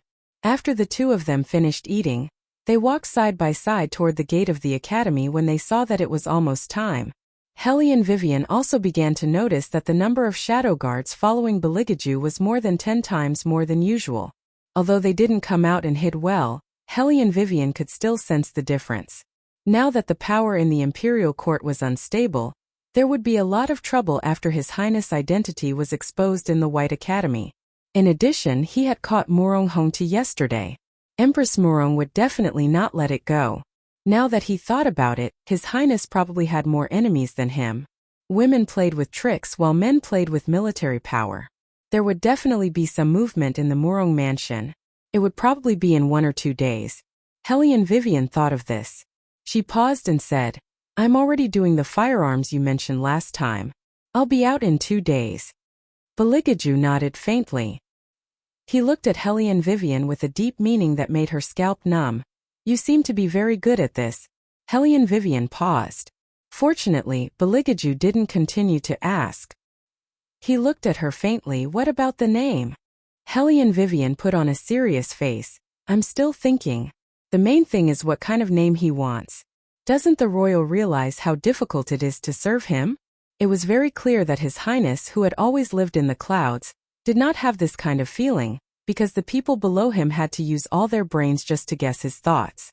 They were eager to be able to serve this master, so how could they dare to find fault with His Highness?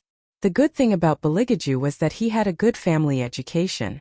Although this kind of education was just a disguise, it still made people feel that he was very polite. "Where do you want to go later?" Hellion Vivian was casual. "Just find a cloth store.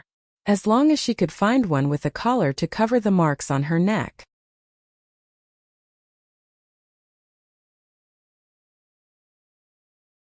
Chapter 355. Beligaju asked again, "How much do you want?" Hellion Vivian calculated according to the price in ancient times. It was summer now, so there was no need for expensive fur coats. A normal robe would cost about 10 taels, and the most expensive one would cost no more than 50 taels.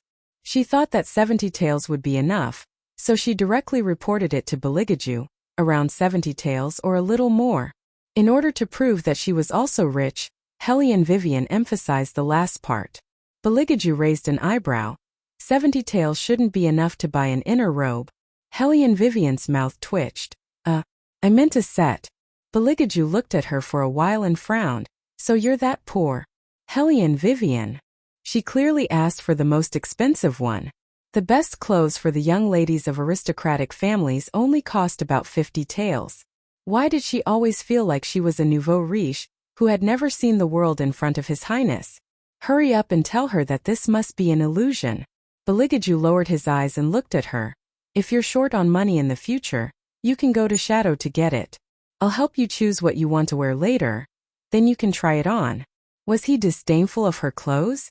Hellion Vivian wanted to explain herself, but Beligaju looked at her like he was looking at a stray cat, so she really couldn't explain. Even Hellion Wei herself started to doubt herself. Was she really that poor? Fortunately, there were still normal people. Shadow stood beside her and whispered to her. "His Highness is used to using good things since he was young. It's not just good things, it's probably the best thing in the world." Hellion Vivian already knew that this man was raised in gold, so she didn't care. Shadow had prepared the best carriage. He walked to the front of the carriage, put his finger on his left arm, and bowed respectfully to Hellion Vivian and Beligaju. Ever since His Highness announced his identity, he didn't care about leave requests anymore. The teachers did not even have time to line up to see him off. Originally, this student was already a headache for the teachers. Now that they knew his identity, the teachers felt even more troubled. There was only one reason.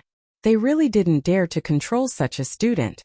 Even if Bailey Jiaju did not reveal his identity as a prince, he could make the teachers involuntarily hand over the leave slip with just one glance. Hearing that Beligaju was going to take Hellion Vivian shopping, even Eunuch Sun specially rushed over from the imperial palace to meet them at the foot of the mountain. Along the way, He looked at Beligaju with watery eyes. His Highness actually knew to come out with a woman to stroll around the city. If this was in the past, Eunuch Sun wouldn't even dare to think about it. So, she was still the eldest Mississippi. Oh no, she should be called Princess Consort now. Princess Consort still had a way. Thus, as soon as Hellion Vivian got off the carriage, Eunuch Sun stuffed a bunch of banknotes into her hands.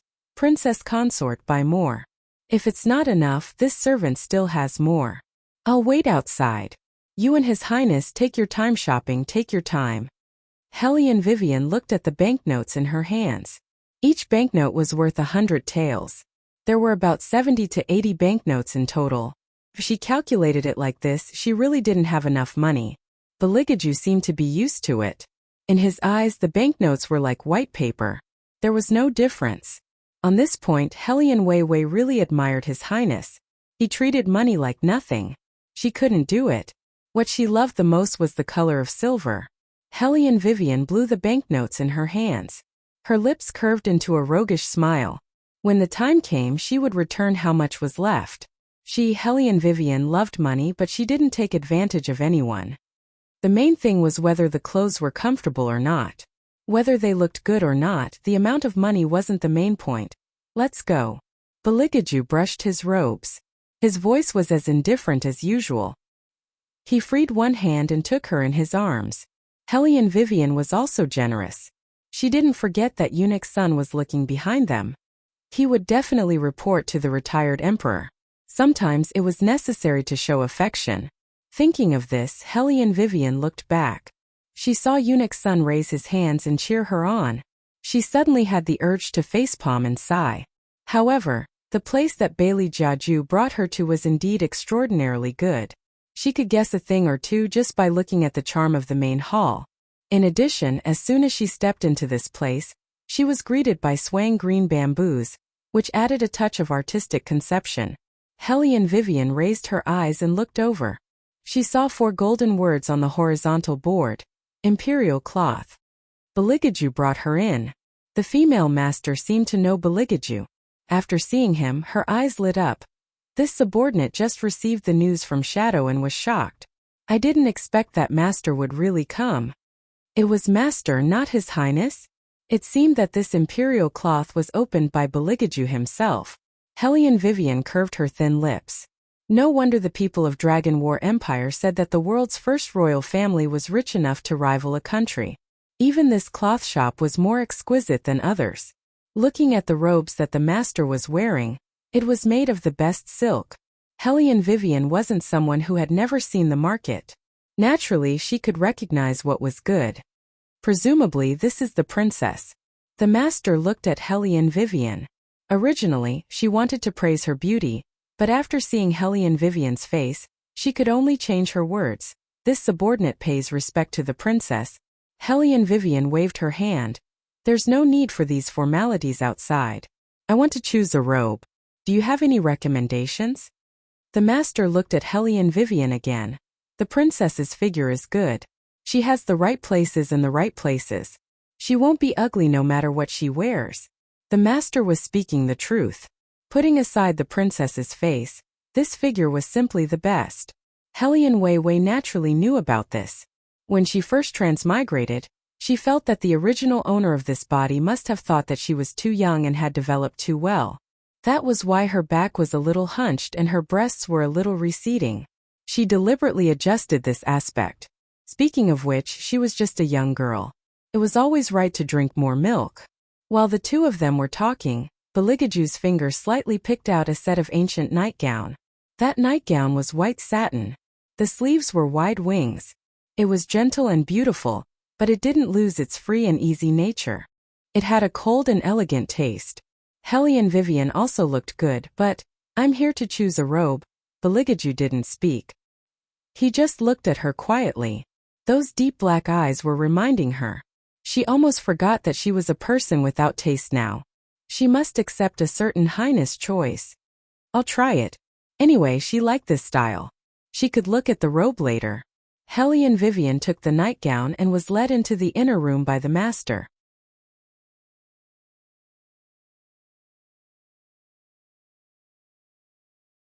Chapter 356. Princess Consort really has a good figure. The old master looked at the woman in front of him. It was very difficult for people to wear this nightgown because of its length. Some women, no matter how beautiful they were, would feel awkward wearing this as if they had stolen an adult's clothes. Only Hellion Vivian could wear that lazy look to the extreme. Even the old master himself thought that wearing this kind of nightgown would make people feel distant. But Hellion Vivian was different. Just like the old master said, her figure was very good. So when the pure white clothes were worn on her, not only did it not have that kind of dull feeling, it was exquisite and delicate. Her temperament was like jade, but it also had a free and easy feeling.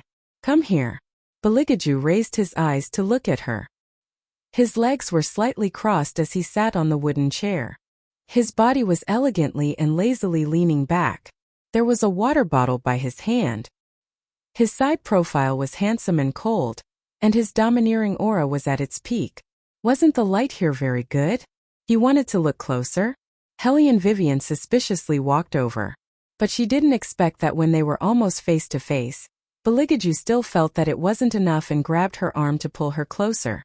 The old master was very smart. Seeing this scene, he quickly closed the door for the two of them and then hurriedly retreated. Hellion Vivian was still frowning. Bailey Jiaju had already pressed her down on his long thighs. His fingers very naturally probed into her robe. Hellion Vivian immediately froze. She never thought that things would develop like this. It looked like he just found a place where there were only the two of them so that he could properly bully her. You? That handsome face came closer, so close that she could feel his breath. Do you want the people outside to hear? That hoarse voice echoed in her ears. The tone was so slow that it was almost a whisper. Be good. You know, I don't want to use any tricks on you. This didn't count as using any tricks? Hellion Vivian wanted to move away from him, but just as she moved, his broad palm quickly reached over and tightly gripped her arm, forcing her to be unable to move. In the end, even if he didn't use his hands, she couldn't move. His Highness must have done something to her again. There seems to be something missing. Baligaju looked at Hellion Vivian, who was in his arms. Then, he picked up the teapot that was filled with warm water, and slowly poured all the water on Hellion Weiwei's body. Although the temperature of the water remained the same, it still made Hellion Vivian shiver. She raised her eyebrows and looked at the man in front of her. She shouted in a low voice, Baligaju. But he acted as if he didn't hear it. His big hand pressed down on the long leg that she wanted to lift up. With a faint smile, he approached her shining eyes. I knew that this color suits you very well. As he spoke, he lifted her up and carried her straight into the inner room, where there was a 1-meter-tall bronze mirror. Hellion Vivian didn't dare to look at herself in the bronze mirror. Her wet white nightgown stuck to her body, faintly revealing the red cloth inside. Her slender legs stood on the fine carpet, and her white toes were set off by the black carpet, which made her look a little charming. Baligaju stood behind her, one hand around her waist, the other caressing her neck. His noble and indifferent side profile had a rare devilish aura, and his white teeth were slightly exposed. He was like a vampire count in the Middle Ages, thinking about how to suck the perfect prey when he found it. Hellion Vivian didn't know if it was because of this position that he could see everything, but the stimulation seemed to be twice as intense as usual. He held her firmly in his arms and kissed her from her ear to her neck. The strong masculine scent and the burning aroma of wine slowly numbed her body, causing her to panic and want to struggle. However, he held her wrists with one hand, while his other hand instinctively went to her chest and messed around. He easily pulled off a few buttons, revealing her bright red underwear. She didn't know when the nightgown was half open, but Baligaju still refused to let her go. His thin lips rubbed back and forth on the place where the red mark had been, as if to confirm that it was his exclusive brand. Suddenly, he raised the corner of his mouth slightly and bit that place again. Since you didn't help your husband clean when I took a bath, you should pay it back now. Baligaju's actions became more and more excessive, as if he knew that she couldn't resist at this time, and kissed Hellion Vivian heavily and lightly on her belly band, as if he was punishing her, but it was as gentle as spring water. Hellion Vivian was forced to bear the heat from him, and her back was tightly pressed against him. In front of her was a bronze mirror that only made her feel ashamed, and her long legs were weak as if they weren't on the ground at all. The body in youth was so sensitive, and recently so Hellion Vivian couldn't control herself at all. Her fingers pressed on the man's hand, and it was unknown whether she was resisting or wanting him to continue. This kind of action provoked even more passion from Bailey Jiaju. His scalding big palm continuously kneaded her softness through the belly band. Do you like the clothes that I've chosen for you? Are you here to help me choose clothes? Hellion Vivian's whole body was losing strength, and she could only bite her thin lips fiercely to stop her voice from trembling. You used the body-fixing spell on me? Baligaju used force and smiled lightly, making him look like a jade-like noble young master, but it was a pity that his eyes weren't clean enough, and were dyed with a deep demonic nature. What? Do you want me to undo it for you? Hellion Vivian nodded, but her voice was much hoarser than usual. I can help you undo it. Baligaju's tone was very light, but the content of his words was, but I need your hand to complete the work you should have done. Work? Who would treat this kind of thing as work? Hellion Vivian's face was burning hot, and she wanted to use her own strength to undo the body-fixing spell. If you don't want to or break through the body-fixing spell yourself. Baligaju's thin lips leaned against her ear. Then I will use other methods to pay you back. How could Hellion Vivian listen to him? Her fingers moved slightly, wanting to resist. So naughty. Bailey Jiaju directly held her hand in his palm. Then he pulled her hand and slowly, moved it towards that place. Hellion Vivian's face and ears were red, and even her breathing was a little hot. You let go? You want me to let go? How is that possible? When you opened the door today, you deliberately dressed like that, and you still want me to let go. Baligaju laughed, and sweat slid down his handsome face, dripping onto her snow-white neck.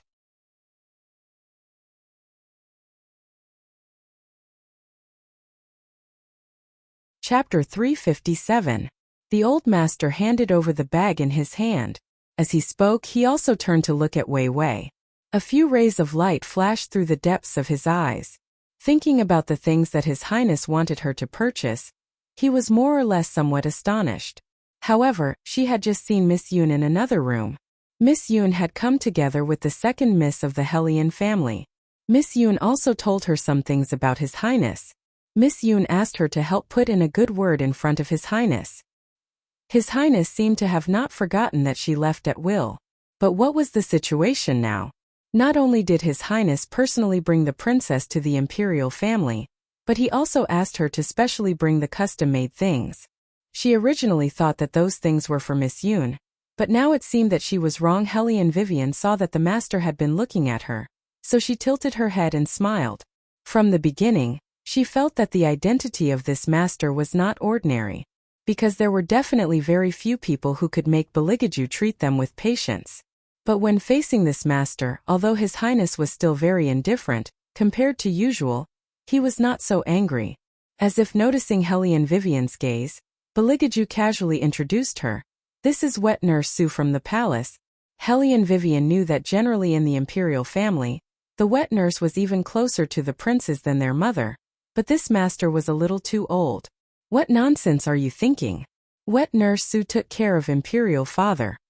Baligaju glanced at Hellion Vivian indifferently. Hellion Vivian always felt that she was like a transparent person in front of His Highness. He knew what she was thinking. What about your highness, wet nurse? I don't have a wet nurse. Baligaju's voice was still calm and indifferent. Hellion Vivian did not understand. Doesn't every prince have a wet nurse? Baligaju grunted and said in a light tone, Imperial mother was busy fighting for favor at that time and forgot about me, so she didn't hire a wet nurse for me. Hellion Vivian did not expect such an answer. It was not that she forgot to hire a wet nurse. It was that she forgot about Baligaju. To be forgotten by one's own mother. That feeling must be very uncomfortable, right? Hellion Vivian glanced at Baligaju. The side of the man's face still did not change, except that the smile at the corner of his mouth was tinged with a bit of mockery. She thought that he grew up in a pot of gold, but she never thought that there might be cruelty in the gold pot. In fact, after careful analysis, he was obsessed with cleanliness, perfect, and had a control over everything that was different from ordinary people. It could be seen that His Highness did not have a good childhood. Otherwise, he would not have formed such a character. On the surface he looked very holy, but in fact he was black to the bone. She was the same. When she was young, someone told her that she should be a gentle girl. That way, someone would know how to feel sorry for her and protect her. She also wanted to be protected. But in the end she found that all of this was nonsense. She had to make herself stronger. Only by becoming stronger could she survive. Including when her stepmother poured dirty water on her and slandered her as a thief. She knew that in this world, no one would protect her. So she looked very approachable.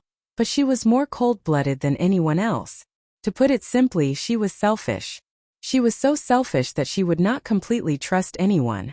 She liked to leave a way out for everything. They were the same kind of people.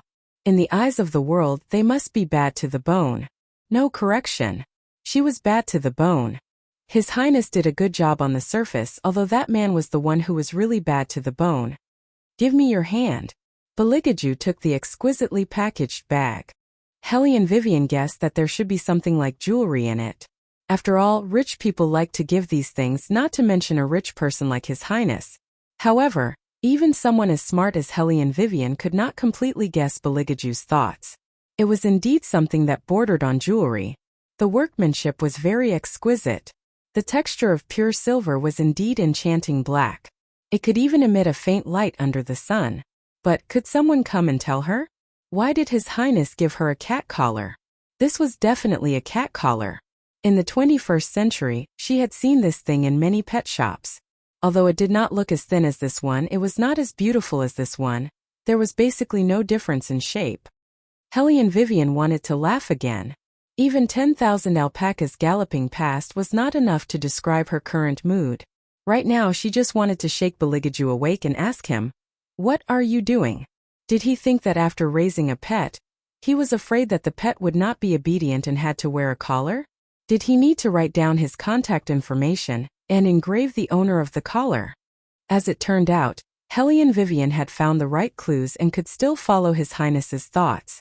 Because she found that on the pure silver collar, there was really a word engraved in a flamboyant style Jew. Helly and Vivian. Beligaju would not give people a chance to refuse when he gave them a gift. He saw that she was staring at her palm for a long time, but had no intention of wearing it. His slender fingers directly reached out, opened the mysterious ice tungsten, and clasped it around Helly and Vivian's neck. Helly and Vivian's neck was beautiful, thin and white. Now, with such a black color, even the fragile capillaries could be seen. Beligaju paused for a moment. Without hesitation, he leaned forward and was about to bite her, as if there was no one around. This time, Helly and Vivian did not let him succeed. She dodged and stood up. After meeting Wet Nurse Sue's surprised gaze, she smiled lazily and did not feel uncomfortable. It was just that there was an extra thing on her neck. Looking at it in the mirror, she looked quite pretty, a little like a dark angel. She had to admit that His Highness did have good taste. But no matter how good it was still a cat collar. Who would wear such a thing for people? We cats don't wear this either. Little White's cold voice came from the fantasy space. Unless it is a completely tamed spiritual beast, it will do whatever its master says. Yuan Ming raised the corner of his mouth. She is not far from being tamed. Let me think, it seems that there are still 4 more days. 4 more days until her dual cultivation day. You can shut up now. Hellion Wei Wei's tone was neither fast nor slow as she kicked these 2 guys out of her own consciousness. Then she reached out and touched the collar on her neck. When she looked up, she saw 2 very familiar figures standing outside the courtyard. Those 2 people were not just anyone. One was Yun Biluo and the other was Hellion Jiaoer, who always wanted to frame her. Although it was just a flash in front of her eyes, Hellion Vivian was sure that the 2 figures that just appeared were those 2 people. Wasn't this a place where only the royal family could appear? How did Yun Biluo come in?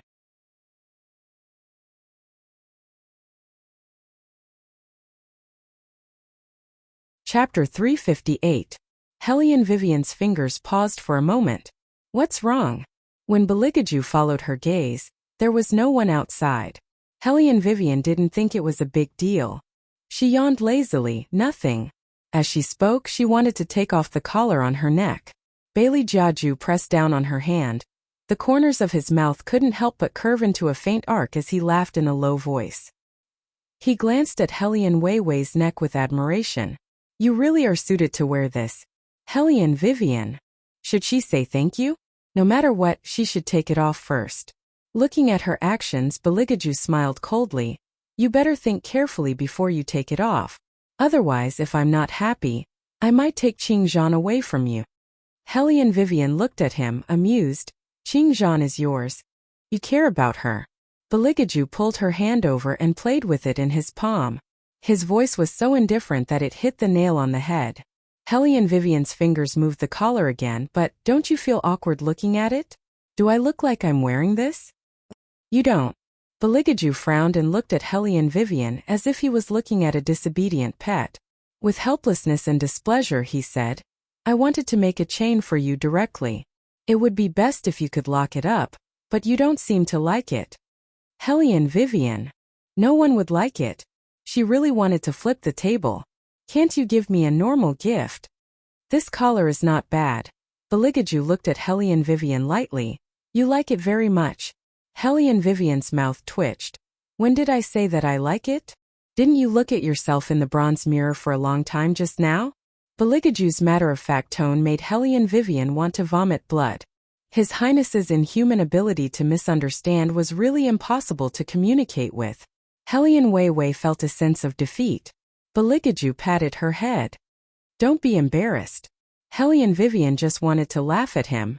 Then she saw a delicate and beautiful light flash in front of her eyes. In the next moment, she saw a ring of the same color in his hand. The ring was shaped like a key, and it seemed to be of the same series as the collar on her neck. He calmly took the ring and put it on his little finger. It was obvious that he was the only one who could undo the collar on her neck. Hellion Vivian. What the hell kind of territorial awareness is this? Wet Nurse Sue, who was standing next to them, couldn't help but smile at Hellion Vivian. His Highness is really good to the Princess Consort. I'm afraid that this set of things won't be able to be made again in this world. Hellion Weiwei believed this sentence, because mysterious ferrotungsten was very rare. To make such a delicate piece of mysterious ferrotungsten, it would cost a lot of money. But no matter how rare it was, a collar was still a collar. Yes, it was the best collar in the world. Hellion Vivian thought as she looked in Beligaju's direction. She saw the man squinting his starry eyes under the light as he looked at her neck. A light flashed in his eyes, and his light-colored lips curved slightly, looking as elegant as jade.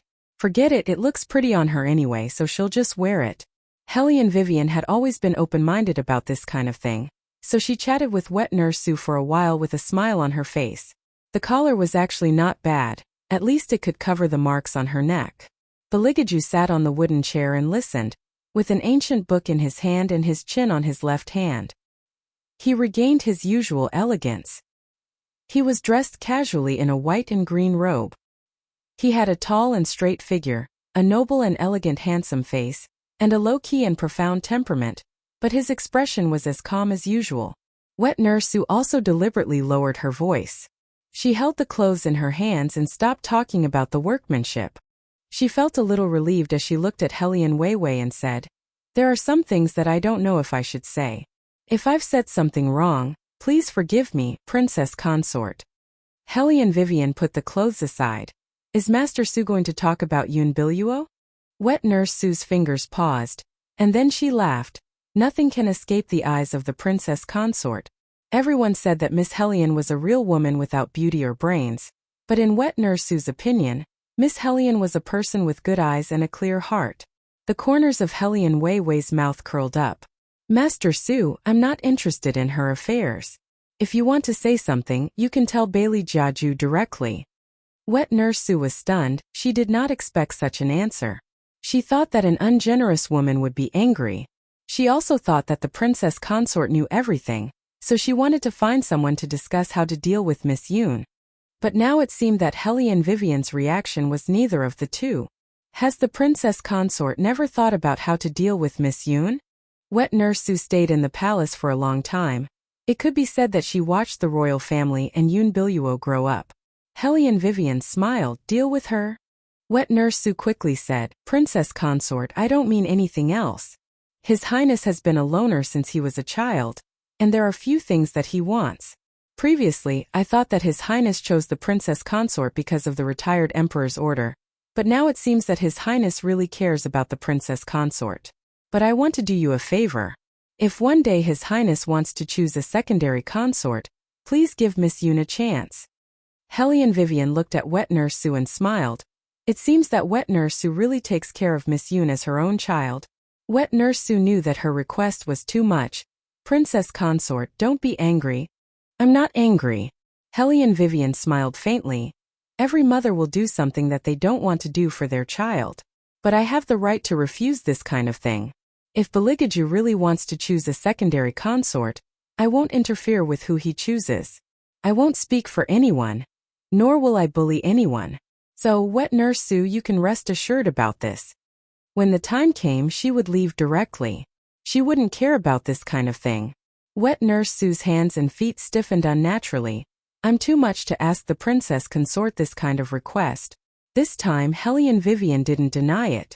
Instead, she glanced at her. Since you think it's too much, don't mention it next time. I don't know if Beligaju will choose a secondary consort, but do you think he will allow what Wet Nurse Sue is doing now? The Princess Consort knows His Highness well.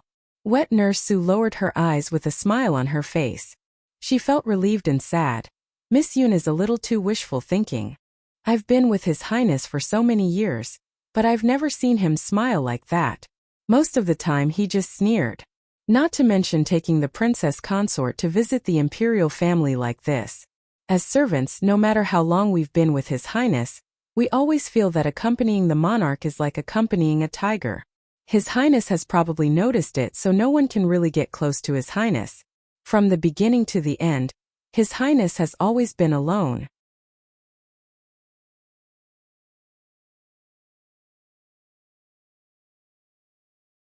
Chapter 359.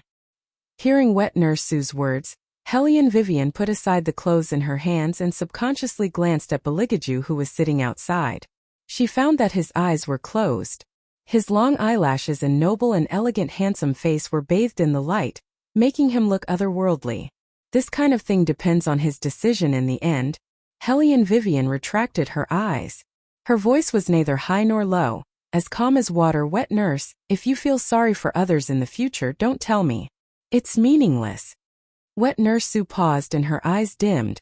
However, she did not lose her sense of duty. She just bowed and continued to respectfully watch Hellion Vivian choose. However, Yun Biluo did not expect that person to bring someone to the royal linen shop. She thought that she knew His Highness better than anyone else. But now, Yun Biluo looked at the white flowers in full bloom outside the window. Her clear eyes darkened and her fingers, which were hidden under her long sleeves, slightly clenched. However, Hellion Jiaoer sat beside her and asked indirectly, was that His Highness just now? Why did His Highness bring Hellion Vivian to the royal linen shop? Yun Biluo knew why Hellion Jiaoer asked this question.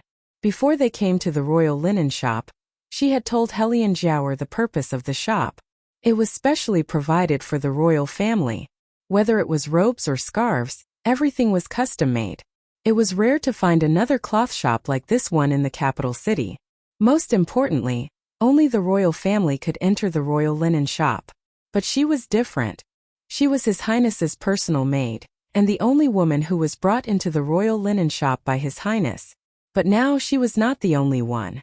Furthermore, she was only able to enter back then because she was a servant girl. However, Hellion Vivian was different. She was really brought in by His Highness himself. Even His Highness was waiting for her to choose clothes. Even if it was for the sake of dealing with the retired emperor, His Highness seemed to have gone too far. At the thought of this, Yun Biluo could not help but cut her finger. The pain brought her back to reality and she smiled at the Hellion Jiaoer. You have to be realistic when you're acting. Are you saying that His Highness is acting? Hellion Jiaoer's eyes lit up. It's possible. I saw the retired emperor's shadow guards following them all the way. Yun Biluo answered absent-mindedly, but she still felt uneasy. It was probably because His Highness had not forgiven him. Ever since she appeared, she had never spoken to His Highness alone. Therefore, no one knew what he was thinking. However, there was one thing that Yun Biluo was very clear about. It could not go on like this, Jiao heir. Yun Biluo smiled gently and said in a pleasant voice, "You can't go to the academy and you're locked up at home. Aren't you bored?" Helian Jiao was also good at pretending to be pitiful. She laughed at herself. "How can I not be bored? But Sister Yun, you know that I annoyed His Highness because of Helian Vivian last time. If it weren't for father and mother, I'm afraid I would have married that eunuch Huaiyan. Now that Helian Vivian has someone backing her up, I don't know what she will do to me when she sees me." Miss Weiwei is indeed a little bold. Yun Biluo took a sip of tea as she spoke. "Just the news that I've heard is enough to shock me."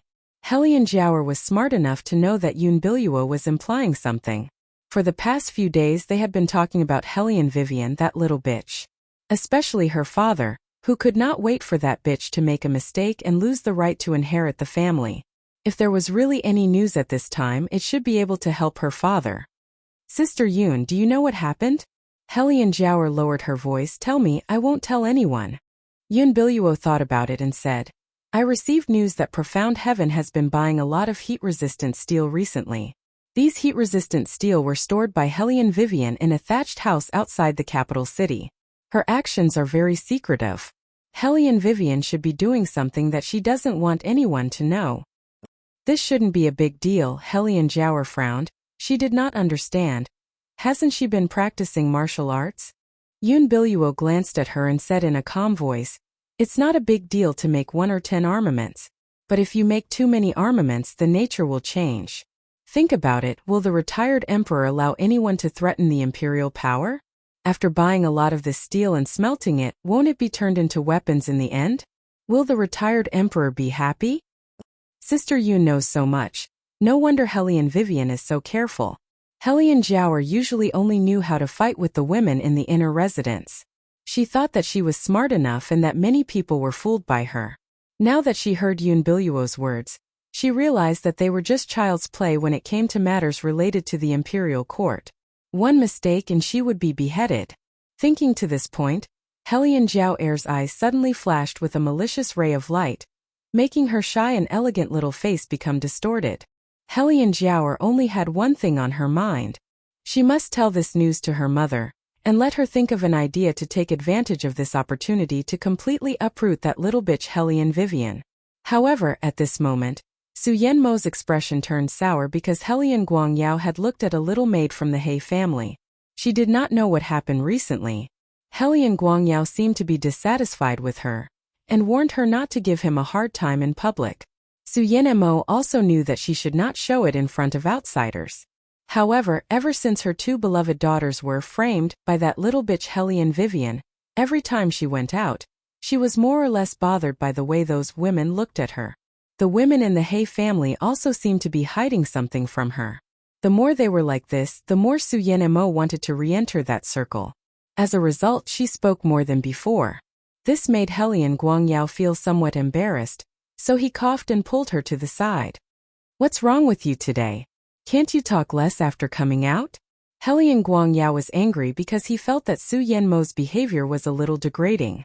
Secondly, he was afraid that at this juncture, if Su Yanmo really asked about his mistress outside, he would not be able to answer to the Su family. "What did I do wrong? During this period of time, look at what our Jiao has become. Looking around in this capital, only the He family's young master is suitable for her. If she can marry into the He family, then all those things in the past can be restarted." Su Yanmo had never lived such a life. Everywhere she went, people looked at her strangely. She desperately needed something to prove herself, so even her words and actions were a little ingratiating. She could not see it, but she felt that it was right.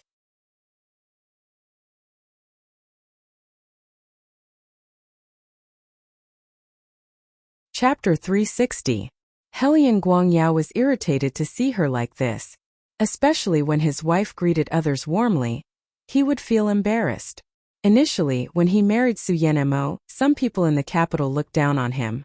Later on, when his power gradually increased, people began to forget about this matter. No matter how good the Su family was, it could not be compared to the Helian family, which was a real aristocratic family. Some temperaments required time to develop. In the past, he thought that Su Yanmo was the kind of woman that men needed the most. She was gentle and knew what expression to show at the right time. But after all, she was just a pretty girl from a humble family. This kind of pretty girl from a humble family was indeed pitiful when she was young. But now it was still the same. Helian Guangyao could not stand it anymore. He thought of the lovely girl he had outside and felt that Su Yanmo was clingy. Su Yanmo did not want to argue with Helian Guangyao outside. She knew that this woman's biggest taboo was to argue with a man in public. Her tone softened subconsciously. "Old master, I am anxious because of Jiao heir. Didn't I advise you to wait until I get the right to inherit the Helian family? It won't be too late for you to do these things then." Helian Guangyao's attitude was mixed with annoyance. Su Yanmo was naturally unhappy. Helian Guangyao glanced at her again and said, "You go back and think about it first. When you've made up your mind, you can come out again." As he spoke, he called for the servant who was following at the side. "Send madam back." "Yes." The servant lowered his eyes and walked to Su Yanmo respectfully. "Madam, let's go back first." Su Yanmo looked at Helian Guangyao's back. Her lowered eyes flashed with a trace of resentment. Her hands clenched a little, but she had to follow the servant back first. Helian Jiao was waiting in the side room. Looking at Su Yanmo's gloomy expression, she was not sure what had happened. She had just mentioned Helian Vivian. Su Yanmo threw the tea in her hand and said, "Don't mention that little bastard's name in front of me." The three of them had fallen to this state because of that little bastard. She couldn't wait to strangle that little bastard to death. "Mother, listen to me. This time, we will make sure that little bitch will never be able to make a comeback." Helian Jiao whispered into Su Yanmo's ear and told her everything that had happened. Su Yanmo's eyes lit up when she heard that. She thought for a while and ordered the servant, "Go to the Ministry of Official Personnel Affairs and get Lord Li Meng here." Li Meng was a distant relative of the Su family in Jiangnan. He had just been transferred to the capital, and his promotion depended on the Su family's care. Prime Minister Su had arranged for him to work in the Ministry of Civil Affairs, so that the Su family could use him one day. Of course, Su Yanmo would not let go of this opportunity. When it was time to order people around, she would order them around. After Li Ji received the news from the servant, he immediately came to the general's residence. In the past, he had helped Madame Su with a lot of things. In the past, when those rumors about the eldest daughter of the Helian family were spread, it was all him who helped infiltrate the officialdom. When those officials heard about it, they naturally would not allow their sons to marry such an ugly hedonistic girl into the residence. Moreover, it was the Murong residence. That was why Helian Vivian was divorced, and it was partly because of him. However, after thinking about it for a long time, he still could not understand why this Helian Vivian suddenly became the third princess consort. Later on, he heard that it was because the third prince wanted to deal with the retired emperor. However, even if it was to deal with the retired emperor, he should have married that attractive cousin of his. Why did he choose that ugly girl? He muttered in his heart but did not dare to ask. He only listened attentively to Su Yanmo's instructions. "Go and investigate this place." Su Yanmo gave him an address. Li Ji looked at the address written on the rice paper. It was just a village outside the capital, so he did not pay much attention to it. "Go and investigate this place tonight. If you find any weapons, bring them back to the yamen." Su Yanmo took a sip and said calmly, "This is like a pie falling from the sky for you." "A big deal for a pie falling from the sky?" Li Ji did not understand. "I hope Madame Su can give me some pointers. Mass production of weapons outside the city, what are their intentions?" Su Yanmo laughed. "As long as you use the excuse of catching rebels and thieves, you can seize the weapons and catch the people. Think about it, won't you have done a great service?" After hearing that, Li Ji's eyes lit up. "But I don't know who has the guts to mass-produce weapons. Who else could it be?" Su Yanmo laughed coldly. "Does she think that she can do whatever she wants now that she's a princess consort?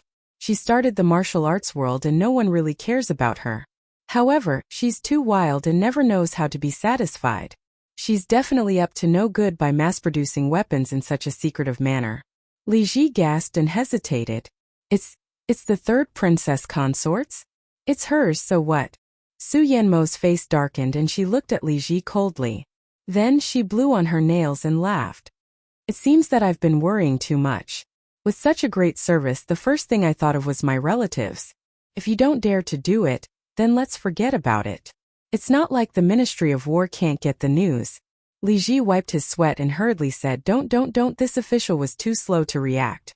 However, the third prince, in the end, the one he didn't dare to provoke was that godlike man. Everyone in the capital knows why the royal family married that girl. Do you think the royal family will care about that girl after such a thing happened? Su Yanmo took another sip of tea. Since ancient times, only the imperial court has the right to mass-produce such a large number of weapons to prevent people from secretly raising an army and plotting to usurp the throne. If the royal family protects Hellion Vivian when the time comes, then they will miss out even more. Think about it, which emperor would allow his son to have so many weapons in private? The royal family is so smart, they can't wait to hide in this kind of situation. Why would they speak up for Hellion Vivian? Moreover, when the prince reaches the age of concubine with Jiaoer's looks, she will definitely stand out at that time.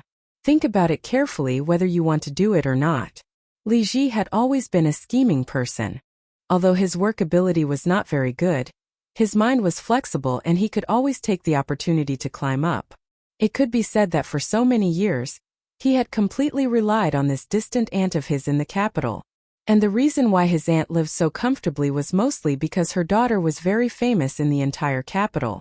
Although there were some problems now with his aunt's means, he believed that it would not take long to solve it.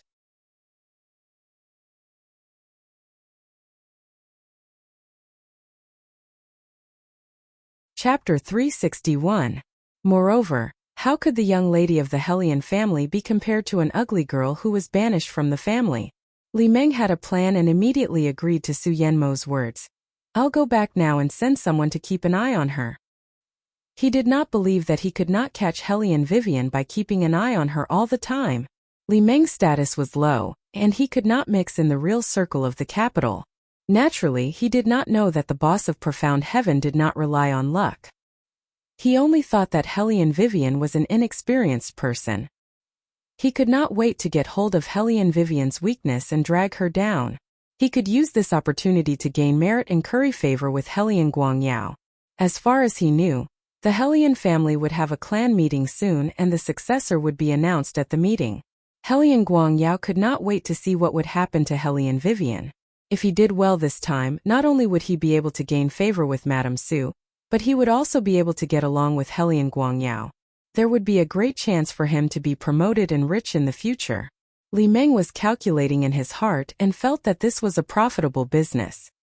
He immediately raised his spirits and transferred 500 people from the Yamen on the same day. After receiving the news that Li Meng had transferred people, the resentment that Su Yanmo had been suppressing for the past few days was finally appeased. She thought insidiously that this time, even if she could not take that little bastard's life, she would smash Profound Heaven's hideout into smithereens. Noon. The sun was shining brightly. Cicadas chirped continuously. The White Academy also gave the students 2 days off because it was too hot. Tu Sufeng did not mention the real reason, but Hellion Vivian knew that it was because the academy was not as peaceful as before. She was now part of the battle spirit forces, and her daily mission was to secretly search for the existence of demons in the academy. It seemed that Murong Hongtu's possession was very important to Tu Sufeng. However, Hellion Vivian felt that Tu Sufeng seemed to be more worried about what would happen in the academy. It was probably because Beligaju and Little Seven were here. War Dragon Empire's 2 most outstanding princes, and one of them was the heir apparent appointed by the retired emperor. Therefore, the search on the academy's side naturally became stricter. As usual, Hellion Vivian was in the same group as Little Seven. Little Baldy was very serious when he did his work. He had a tiger's head and tiger's face as he held a wooden stick and inspected every corner of the academy. He was very dedicated to his work. Of course, the prerequisite was that he couldn't scavenge all the food in every place he went. Are you full? Hellion Vivian asked him with a smile. Little Baldy rubbed his little belly and said seriously, that meal just now didn't taste good. Are you talking about the lotus leaf rice that you snatched from the headmaster? Hellion Vivian raised her eyebrows. The little one nodded, his brows furrowed like a little caterpillar. It was probably because he had eaten something bad that made him feel that the world was not a good place anymore. Helly and Vivian looked at his expression and smiled. If it's not delicious, why did you finish it all? The headmaster said that we can't waste food. The little one straightened the wooden stick in his hand, looking very mighty and domineering. Helly and Vivian glanced at the little one. She didn't understand where the food he usually ate went. Then she looked at the direction of the sun and gently jumped down from the shade of the white flower tree. Then she tidied up her clothes and said, "I'm going somewhere. Don't run around and go straight to the dean. Okay? Third sister-in-law, are you going to look for third brother?" Little Baldy took a bite of the meat bun he stole and his cheeks puffed up. Helly and Vivian said, "No, I'm going out of the city to do something. Then I'll go with the 3 ships." The little one continued to puff up his cheeks, but his tone was very serious. "Third brother said that I should protect you when he's not around." Hellion Wei Wei was speechless. Since when did she have to be protected by a 4-year-old child? However, it was good to bring little Chi along. He could help her carry some things. Helly and Vivian seemed to have thought of something and smiled. "Are you going to practice martial arts later?" "Yes." The little one paced forward with a dignified look. "I can practice martial arts with you." Helly and Vivian felt that she shouldn't bully a child, so she told him what she wanted to ask for his help later. "When we get to that place, help me carry some things just like how the headmaster asked you to carry stones to practice martial arts. Then I'll treat you to some spiced beef. What do you think?" Spiced beef. The little one's 2 canine teeth immediately lit up. However, third brother said that as a man, a successful man must be expressionless. Especially for a successful man, he must be able to conceal his emotions without showing his emotions. Therefore, he must control himself. Yes, he must control himself. The little one clenched his fists and tried hard to suppress the corners of his mouth. Finally, he turned his head and asked Helly and Vivian, "Third sister-in-law, can I have 1 more meat bun?" "Yes, you can have 3. The more Helly and Vivian looked at the little one in front of her, the cuter she found him. Especially when he had to pretend to be cool even though he wanted to eat it. Little did he know that his twitching little ears had betrayed him. She wondered if His Highness was also like this when he was young. However, Little Chi's little handsome face was really handsome, especially when he exuded a punk vibe that said, "I'm not to be trifled with. I'll beat up anyone who talks to me." It was such a contrast. Just like that, Helly and Vivian carried the little one and went out of the city in a carriage. The stronghold was set there because it was closer to the hidden army. However, no one knew about this. The retired emperor ordered her to make this batch of weapons in a hurry. During the rush period, it was requested to be as secretive as possible. Now that the weapons were made, the hidden army only needed the heavy machine guns. However, they were almost done. Helly and Vivian went there this time mainly to adjust the performance of the heavy machine guns. Another hour passed. In front of her was a huge courtyard surrounded by a brick wall. Standing outside the courtyard, she could hear the sound of metal clashing inside. This time, Helly and Wei Wei used the most experienced master craftsmen in the capital. Don't be fooled by their age, their craftsmanship was very good.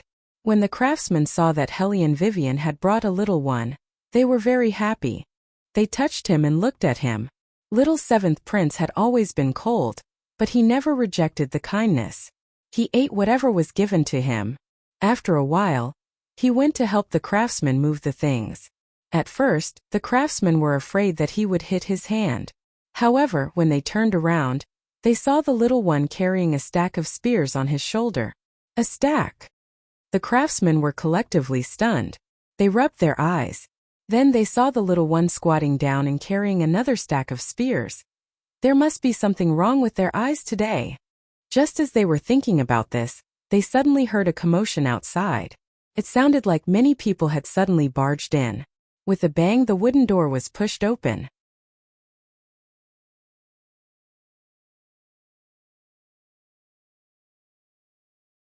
Chapter 362. The craftsmen had no idea what was going on. They put down their tools and looked behind them in shock. Li Meng had barged in with the people from the Ministry of Official Personnel Affairs. Everyone who was forging in the courtyard was captured and squatted in a corner. They would not have known if they had not captured them, but they had captured more than 20 workers. Li Meng looked at the scene in the courtyard excitedly. There were swords and steel everywhere. The people inside seemed to be loading carts, as if they were going to transport these weapons somewhere. The evidence was irrefutable. Just like what Madame Su said, even if Hellion Vivian had the third prince's support, the other party would not dare to say anything. How could a person like third prince, for the sake of Wei Wei, bear the crime of plotting a rebellion? When the time came, he would definitely not interfere. As long as the third prince did not interfere, there was nothing that he could not do. Put all these people in jail, Li Meng commanded proudly. He let the people from the Ministry of Official Personnel Affairs control the craftsmen and led a group of guards into the courtyard. They took out all the weapons and piled them up in the courtyard. In a short while, they had piled up into a small hill. This made him even more certain that he had caught Hellion Vivian's weakness. They had only searched one room and they had found so many weapons.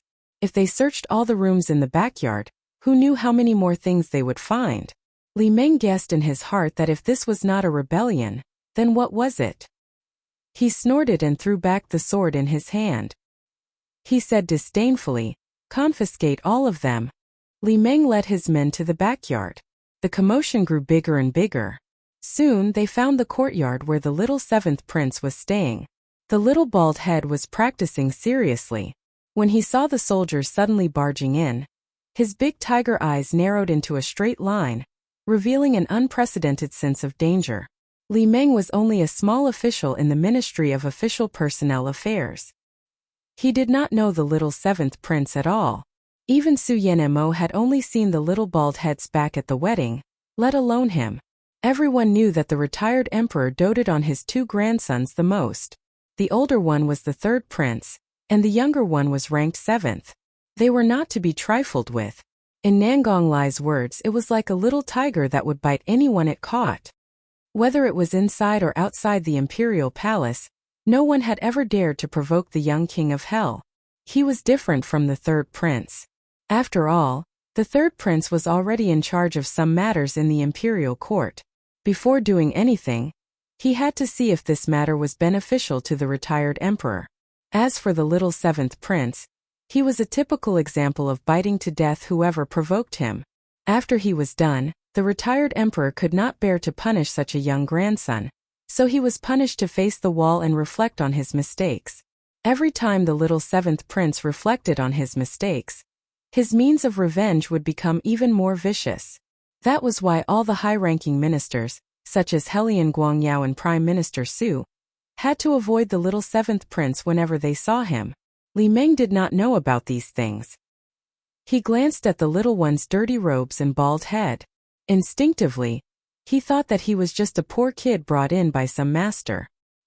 He did not take little Seven seriously at all. However, little Seven was born in the imperial family. When he encountered such a situation, his whole body immediately showed his nobility. "Who allowed you to come in? Get out." It was just a few simple words, but it made people feel oppressed. This prompted Li Meng to look at little Seven and snorted disdainfully. "Little country bumpkin, move away." As he spoke, he wanted to reach out and push him away. Although Master Wang, who was standing at the side, did not know what little Seven was, he was brought in by the Princess Consort, so he must be very precious. In addition, this group of masters really liked little Seven, so he immediately stood in front of little Seven and calmly looked at Li Meng. "Sir, if there's anything, we can talk about it properly. How can you just come in and grab people and steal things?" Li Meng sneered. "You know very well what this courtyard is for. Mass production of weapons. Do you know that this is a crime? If you know what's good for you, move away. Otherwise, I'll kill you right now." Master Wang's face turned pale. He hugged little Seven and stood aside. He was really worried that the swords had no eyes and would hurt the people brought by the Princess Consort.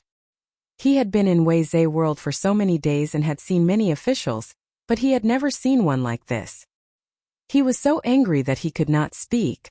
Little Seven's little face completely darkened. He lowered his head and did not know what to do. The masters all protected little Seven and did not let the soldiers touch the child. At this moment, they only hoped that the child would be fine. Everything else could be done again.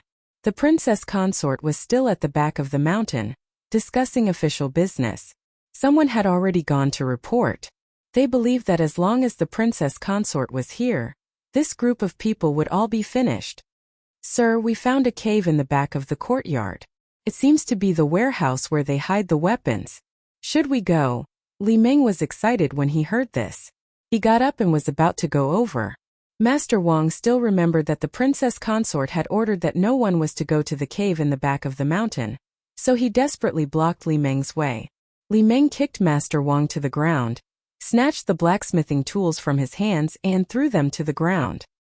He said fiercely, "You still dare to block me, huh? You want to take advantage of the loophole to make money? Let me tell you, there's no way. No matter who you work for, no matter how powerful your background is, I will still catch you. Who asked you to provoke someone you shouldn't provoke and make such a batch of weapons? I want to know if I've offended someone I shouldn't have." In the midst of the commotion, Helian Weiwei very slowly walked out from the backyard. Her pair of eyes carried a chilling coldness that made people tremble. Her long sleeves were like wings as she lightly floated in midair. Her eyes swept over the surrounding environment. Steel was thrown everywhere, and Master Wang was clutching his lower abdomen, as well as Little Seven, whose eyes had turned red and whose little fists were clenched so tightly that creaking sounds could be heard. When he stepped back just now, Little Seven's clothes were dirty. His originally handsome face now looked like he had been wronged. Helian Vivian's face immediately darkened. She took a deep breath and suppressed the anger in her heart, but her eyes were colder than ever. Standing beside Helian Vivian was De Xiong of the Hidden Army. Seeing that his young master's courtyard was smashed, his eyes widened. He bent down and whispered in Helian Vivian's ear, "Young master, I will go back now and bring a few brothers to beat this bunch of ignorant people to death." "No need." Helian Vivian's thin lips curled up, and she was full of murderous intent. "This place is so secretive." But someone still followed the vine to find the melon. "Obviously someone doesn't like me. I don't believe that a small rank 5 from the Ministry of Personnel would have such guts. There must be someone behind him. They dared to bully people in my Helian Weiwei's territory. Didn't they want to make a scene? Then let's make it bigger. I want to drag all of them out. Let him search." You're tuning in to the Li Mei's Wuxia Whispers YouTube channel. We're so grateful for your support, and don't forget to subscribe to join us on this incredible journey through captivating stories. Your generosity through donations truly makes a world of difference, as it's the primary source of revenue that allows me to expand and enhance this channel for you. Thank you from the bottom of my heart for being a part of this adventure.